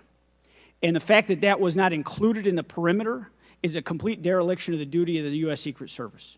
I mean, there are very few rooftops that needed to be secured, and the fact that the Secret Service, as they were putting a site plan in place, did not think it was necessary to man those rooftops, you have completely walked away from your duties. You had one job, and that's to protect the future President of the United States or to protect all of the other protectees. And President Trump is only here today by God's grace because he had just something in him that made him turn his head just slightly, or we would be in a national period of mourning right now. And you have done nothing here today. I've rewritten these questions like 4 times during your hearing, and you haven't answered a damn one of them. You haven't given any information. You have hidden behind this FBI investigation, and I think you should be ashamed of yourself because you have brought more shame to your agency than I think that the assassination attempt has at this point. This is literally the worst performance I have ever seen in front of a congressional hearing. You have offered no reason for this committee, this body, or the American people to trust you or the Secret Service today. And you should resign. You have said that you've put new security measures in place after the assassination attempt. Can you tell us what those are? Because the American people want to know that you're taking real corrective measures, but today you've pointed to an investigation. Investigation or not, you still have a job to do with a zero-fail mission. But so far, there's been absolutely no accountability, and you've admitted that here today. Not one person's been suspended. Not one person's been put on a desk. Meanwhile, we've got the most contentious of elections in our nation's history, and protectees are in danger because of incompetent leadership. Not the agents. The agents piled on President Trump to protect his life. Those are heroes. But the administrators running your agency, they're not right now. They're not doing their jobs, and you certainly aren't doing. The most appalling part of Saturday's events is the countless opportunities that Secret Service had to stop Crooks before he even got on the roof. At 3 o'clock, Crooks raised suspicion by entering the rally with a rangefinder. At 5:45, a cop with a Beaver County Emergency Services unit saw Crooks eyeballing the roof at the AGR International Building. And then at 5:55, Secret Service was warned of a suspicious person and identifies Crooks as a threat. This was all before shots were fired 15 minutes later. Director, yes or no, did local law enforcement alert the Secret Service about Crook's presence at the rally? Yes, they did. The shooter came to attention of law enforcement almost an hour before President Trump went on stage. Law enforcement alerted the Secret Service of the shooter. Over and over, you've said there's a difference between a suspicious individual and a threatening individual. Can you explain what the shooter needed to exemplify to be called a threat? So I'm not clear as to what identified him as suspicious to the individuals who originally clarified him that way. For the Secret Service, for an individual to be determined to be a threat, that individual would have to be seen with a weapon or capable of doing some sort of harm to our protectees. I mean, Director, an individual walking into a rally with a rangefinder, scoping out an unprotected rooftop, and he reportedly flew a drone over hours before. It sounds like a lot more than suspicious, especially at a presidential rally. Your operational lapses, your resource management, and poor judgment nearly resulted in the assassination of President Trump. I mean, the dereliction of duty here is just appalling. The fact that you haven't visited Butler is just maddening to me. You're not taking this job seriously. Many people here have called for your resignation. I've introduced a resolution here into this body that hopefully will get a vote this week calling on the president to fire you, ma'am. You have not done your job. You have put two black eyes on your agency, and you need to go. Mr. Chairman, I yield back. Gentleman yields back. Chair now recognizes Mr. Burleson from Missouri. Director Cheatle, I just want to kind of get an idea of what you can answer, because outside of what the FBI is responsible for, you have full responsibility for the Department of Secret Service. So the question is, what is the mission?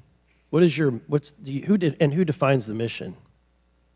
Our mission of the Secret Service is to protect the president, the vice president, their immediate families, presidential candidates, the former presidents, and those by executive order, and we also have an investigative mission. And those are well defined?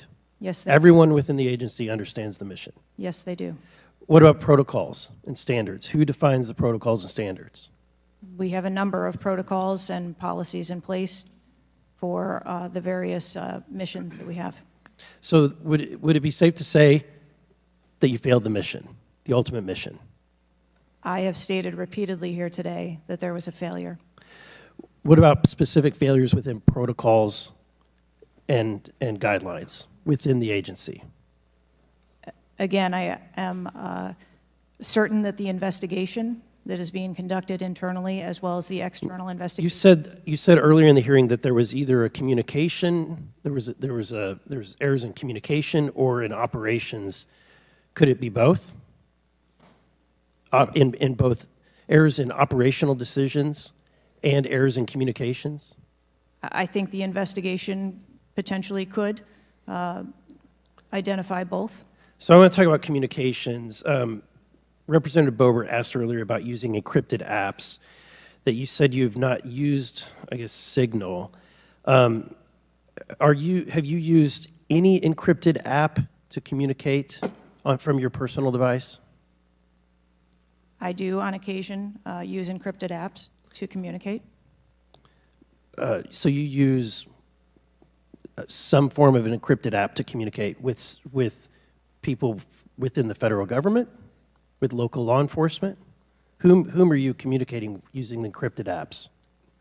Many times it's with colleagues and associates. So you're communicating with colleagues on a personal device? There are times that the Secret Service, when we work internationally with some of our partners, that they don't have the same texting capability. And you're not able to do that with your government-issued device? Recently, we have been able to install some of those apps on government devices. Okay. Let's talk about some of the things that we can get access to. I'm actually shocked that you are using your personal device and encrypted communication tools. I think that might be the most shocking thing that I've heard today. I didn't expect for you to say that. we have requested, this committee has requested multiple documents. And this is not, under the purview of the FBI, this is under your purview. We requested a complete list of all law enforcement personnel, including Secret Service, Department of Homeland Security, local law enforcement with the roles in protecting the president. And we requested that to be, for us to receive that by July 18th. Did you provide that? I believe that our agency is in the process of collecting all documents. So you did requested. not, you have not provided it. How long does it take to determine who the personnel were that were on site? We are collecting a comprehensive list of all the documents that have been requested. We also requested all the audio and video recordings that your agency, not the FBI, but your agency has in possession related to the event. Did we receive those? Have you provided those at all? We are in the process of collecting all documentation requested. You're in the process, but you have not. Any memorandums or any internal communications related to the event? We requested that you provide that. Have you provided any of that?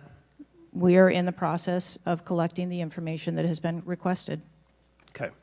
So when can we expect to receive these documents? How long does it take to determine who was on site, who was being employed to be there to protect the former president?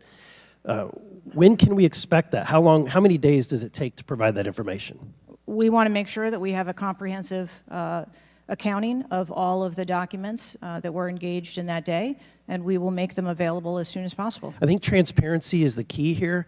It's shocking to me that we are communicating in a encrypted app to colleagues. I'm almost certain that violates some federal laws. I would like to clarify, you didn't ask me whether my communications were government work related or whether they were personally related. You're communicating with colleagues. I don't communicate government business with colleagues on a personal device. I communicate on my work device. Are you using an encrypted device on your work device? I am not. No encrypted apps? No, I do not. Okay. Thank you, Mr. Chairman. Chair now recognizes Mr. Waltz from Florida. Thank you, Mr. Chairman. Madam Director, please, I'd like to direct your attention to this video. And I sincerely appreciate the clarity on this. Can we turn up the volume, I staff? just want to ask you, because this has popped up. Republican Congressman Mike Walz, he said on social media on Saturday, and I'm going to read this for you because it does talk about you, Secretary. I have very reliable sources telling me that there have been repeated requests for stronger Secret Service protection for President Trump denied by Secretary Mayorkas. Your department has already pushed back on that, calling that absolutely false, but he is putting this on you. Can you respond to that, please? Well, that is, yeah, that's a baseless and irresponsible statement, and is one that is unequivocally false. Director Cheatle, did you speak with your boss, Secretary Mayorkas? You fall under DHS. Did you speak with him on the 14th, the day after? Yes, I did. So you spoke with him before he made that statement? I spoke with him immediately following the incident.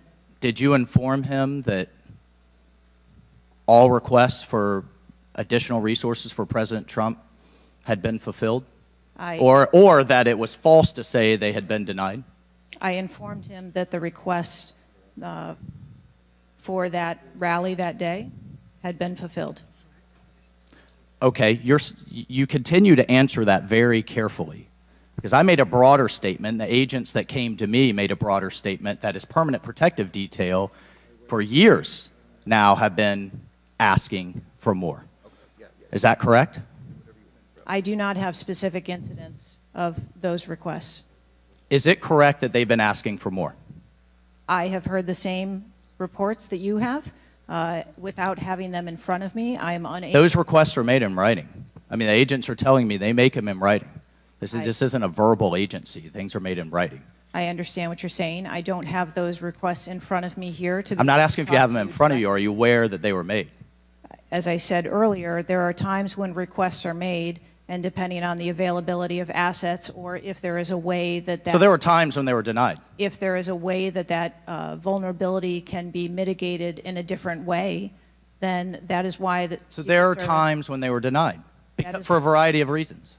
That is why the Secret Service has a multi-layered and multifaceted security plan so that we can pivot if So we need to. in the wake, I mean, in the immediate 48 hours of an assassination attempt on a former president, could be the next leader of the free world, almost had his head blown off, your boss says that's irresponsible and false to say things are denied. And you had talked to him.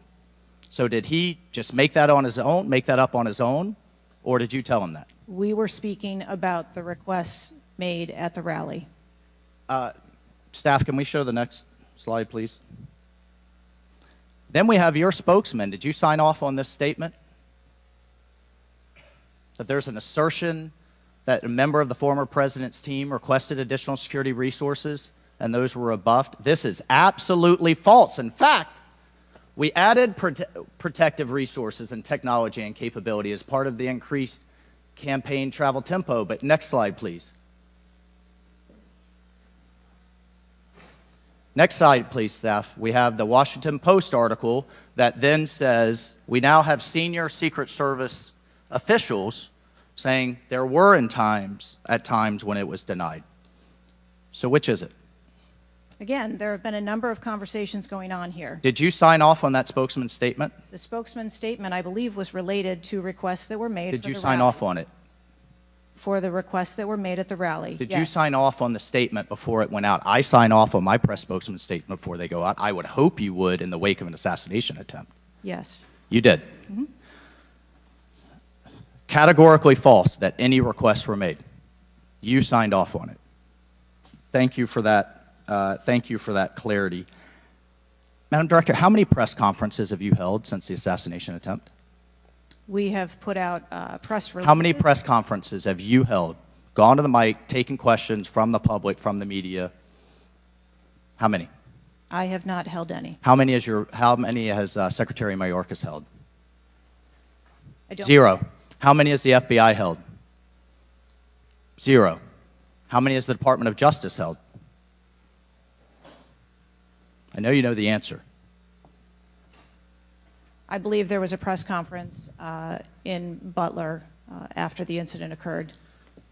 By local law enforcement, not by you and not by the Department of Homeland Security. So this is how misinformation flies. I mean, in the darkness, in the absence of information. Now we have 9 days later before a congressional committee, we all represent almost 1 million people, and you still don't have answers. Are you aware that national news anchors are saying this was a hoax? On national television, they're saying, no, the president wasn't shot, it was flying glass. Are you aware of that? I have not heard those reports. Are you aware that, I mean, there are rumors rampant online that there were multiple shooters? Yes. Are you aware that because the shooter had overseas encrypted platforms in Belgium and New Zealand and in Germany, that a lot of people are speculating there could have been foreign involvement, logically? Are you aware of that? Yes. And have you done anything to disabuse any of these notions today? No. You haven't. Madam Director, I would fire you, regardless of the failure, I would fire you just how you've handled it since. You should have been the first to the mics to say, America, world, I want to assure you we're going to get to the bottom of this. I want to assure you full transparency. Our agency clearly had major gaps here, and I want to personally take responsibility and accountability. You should have been the first, standing alongside Secretary Mayorkas, and I would even go so far as to say have daily press conferences, updating everyone on what we know. But you haven't had any of that. What are you hiding behind? I am not hiding. Because you're making the situation worse. I think you've heard that on a bipartisan basis here. You are making this situation far worse in the absence of information. Let's move on. This is truly astounding. I want to be clear, because you keep dodging the issue. Has President Trump's permanent protective detail requested additional assets over the last few years? He is clearly not your average former president. He's not Jimmy Carter in an old folks' home. He's not President Bush painting out in his barn. He has multiple residences, a lot of rallies. He's very publicly engaged. And he has a foreign threat in addition to domestic threats. Have they requested additional resources? That's the last question, but please feel free to answer, Thank you. Director. We have continued, as I stated earlier, to increase over the past year the assets that are at the former president's residence and supplied to his detail. Mr. Chairman, if I could just ask for one more indulgence. It is clear you have not been to Butler, Pennsylvania. Leaders lead and should be on the ground. You have not been there. Instead, you went to the RNC, but you weren't originally even going to go there. Where were you originally scheduled to go besides the RNC, a national special security event? I was always scheduled to go to RNC. Mr. Chairman, I would like to enter into the record that the director was scheduled to go to Aspen, hobnobbing around with, I don't know what liberal elites go to Aspen. That was where you were originally scheduled to go to speak at a forum. I was scheduled to go to the RNC. I was going to leave the RNC for 24 hours and return back to the RNC. I hope, as your predecessor, Julie Pearson, with a security incident on the White House and under the Obama administration and Reagan's Secret Service detail lead, I would hope you would have the dignity for the sake of the agents in the service to resign. Gentleman's time's expired. Thank you. I'd like to enter a few things into the record. First of all, the remaining articles that Mr. Biggs was wanting to enter into the record, without objection, so ordered. Next, I have a written statement from Representative Mike Kelly of Pennsylvania. His district includes Butler, and he has a written statement that we'd like to enter into the record without objection, so ordered. A bipartisan 114th congressional report titled United States Secret Service, an Agency in Crisis. This was prepared by former Oversight Committee Chairman Jason Chaffetz and former Ranking Member Elijah Cummings. And lastly, the issue subpoenaed compelling Director Cheatle's appearance at today's hearing without objection, so ordered. That concludes our question segment. I want to thank the Director for your testimony today. I now yield to the Ranking Member for closing remarks. Thank you very much, Mr. Chairman. And Director Cheatle, I also want to thank you for your patience over the course of what must have been a very long and trying hearing for you. It has been an unusually encouraging hearing and an unusually depressing hearing. And what's encouraging, Mr. Chairman, is that we came together to issue a strong statement deploring and categorically denouncing political violence in America. And I also didn't see any daylight between the members of the two parties today at the hearing in terms of our bafflement and outrage about the shocking operational failures that led to disaster and near catastrophe on July 13th, 2024.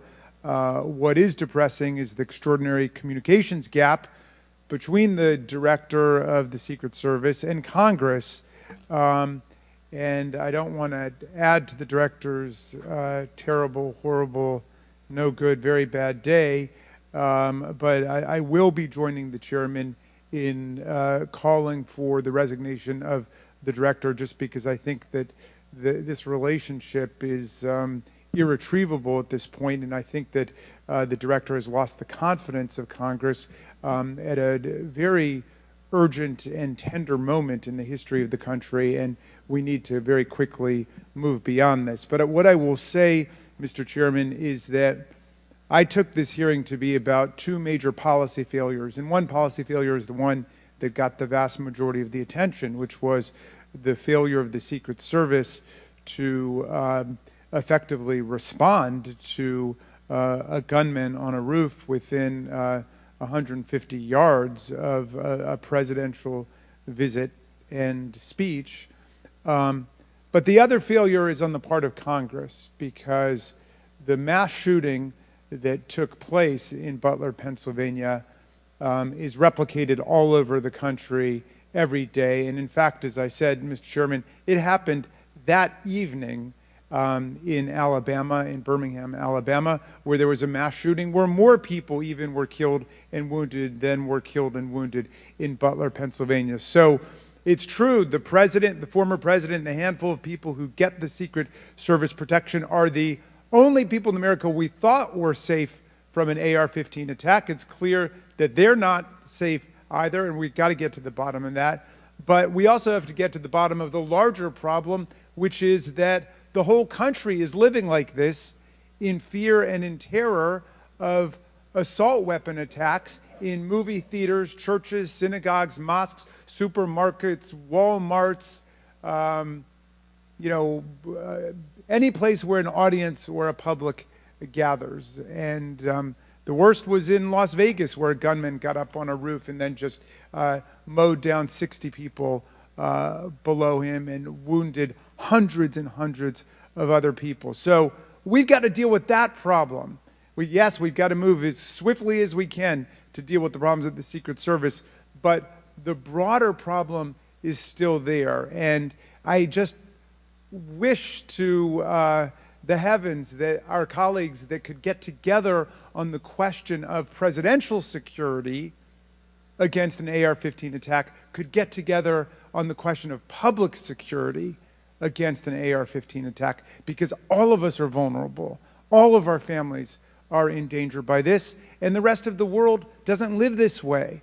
And we have to look to see how uniquely strange it is that we allow 20-year-olds to access AR-15s, weapons of mass destruction, and show up in public places to endanger other people. And I hope, Mr. Chairman, we can work together on that with the same spirit of bipartisan commitment to the public safety that was exemplified here today. And I yield back to you.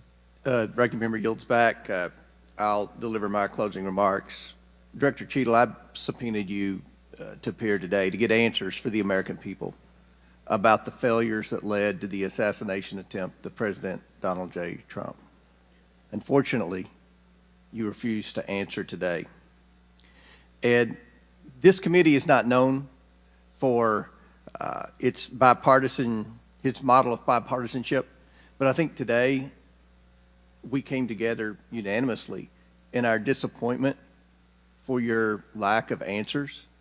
You've stated that the FBI will investigate and give a report, and you estimate 60 days. We've been waiting for months and months for lots of different bits of information from the FBI. We have no confidence in the FBI. The majority of this committee has no confidence in the FBI. I sincerely hoped that the hearing today would give not just Congress confidence in the Secret Service, but the American people would have confidence in the Secret Service. We don't have confidence, not just in Congress, but I don't believe the American people tonight when they go to bed are going to have confidence that the Secret Service is the best it can be at protecting President Biden, at protecting the First Lady, at protecting President Trump, at protecting their families. That's what the primary role for the Secret Service should be. And some people have said and speculated, well, there needs to be more money and more employees. As I stated early on, $3.1 billion, I believe next year it's going to be $3.2 billion budget, over 8,000 employees. If the Secret Service is spread too thin and doing things like inspecting counterfeit, which is what the Secret Service was created to do, was to inspect counterfeit money and things like that with the Treasury.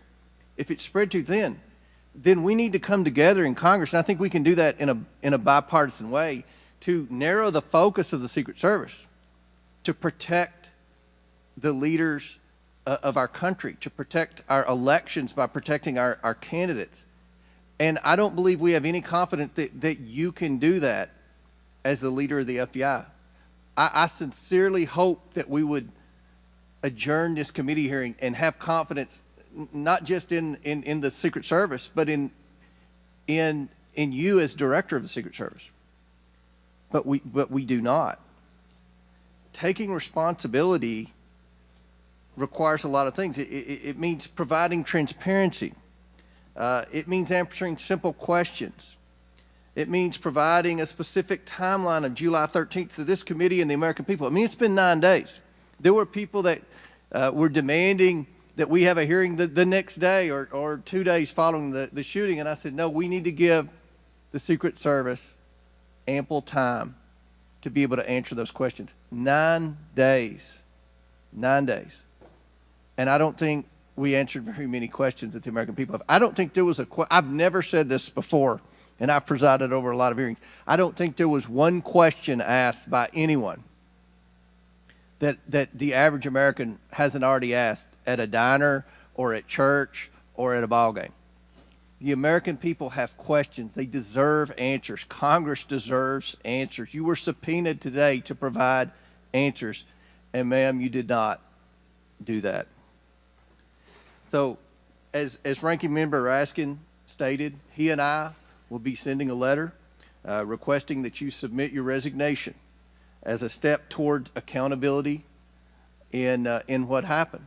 And one of the biggest frustrations that many of us have, especially on this side of the aisle, is that there's never accountability in this administration. And when you look at the debacles prior to July 13th, I mean, it would be hard to beat the withdrawal in Afghanistan, the debacle there, and no one was held accountable. To this day, no one has been held accountable for that. But here we have clearly video showing people notifying the police, and the police are blaming the Secret Service. The Secret Service are blaming the police. Homeland Security is blaming everybody. But at the end of the day, after this hearing and after our request for information, we don't have any answers for the American people, and we don't have that confidence that you can lead the Secret Service to restore the confidence. And again, I commend the ranking member for joining with me in the letter asking your resignation, and we certainly hope that you will take that to heart. With that and without objection, all members have 5 legislative days within which to submit materials and additional written questions for the witness, which will be forwarded to the witness. If there's no further business, without objection, the committee stands adjourned.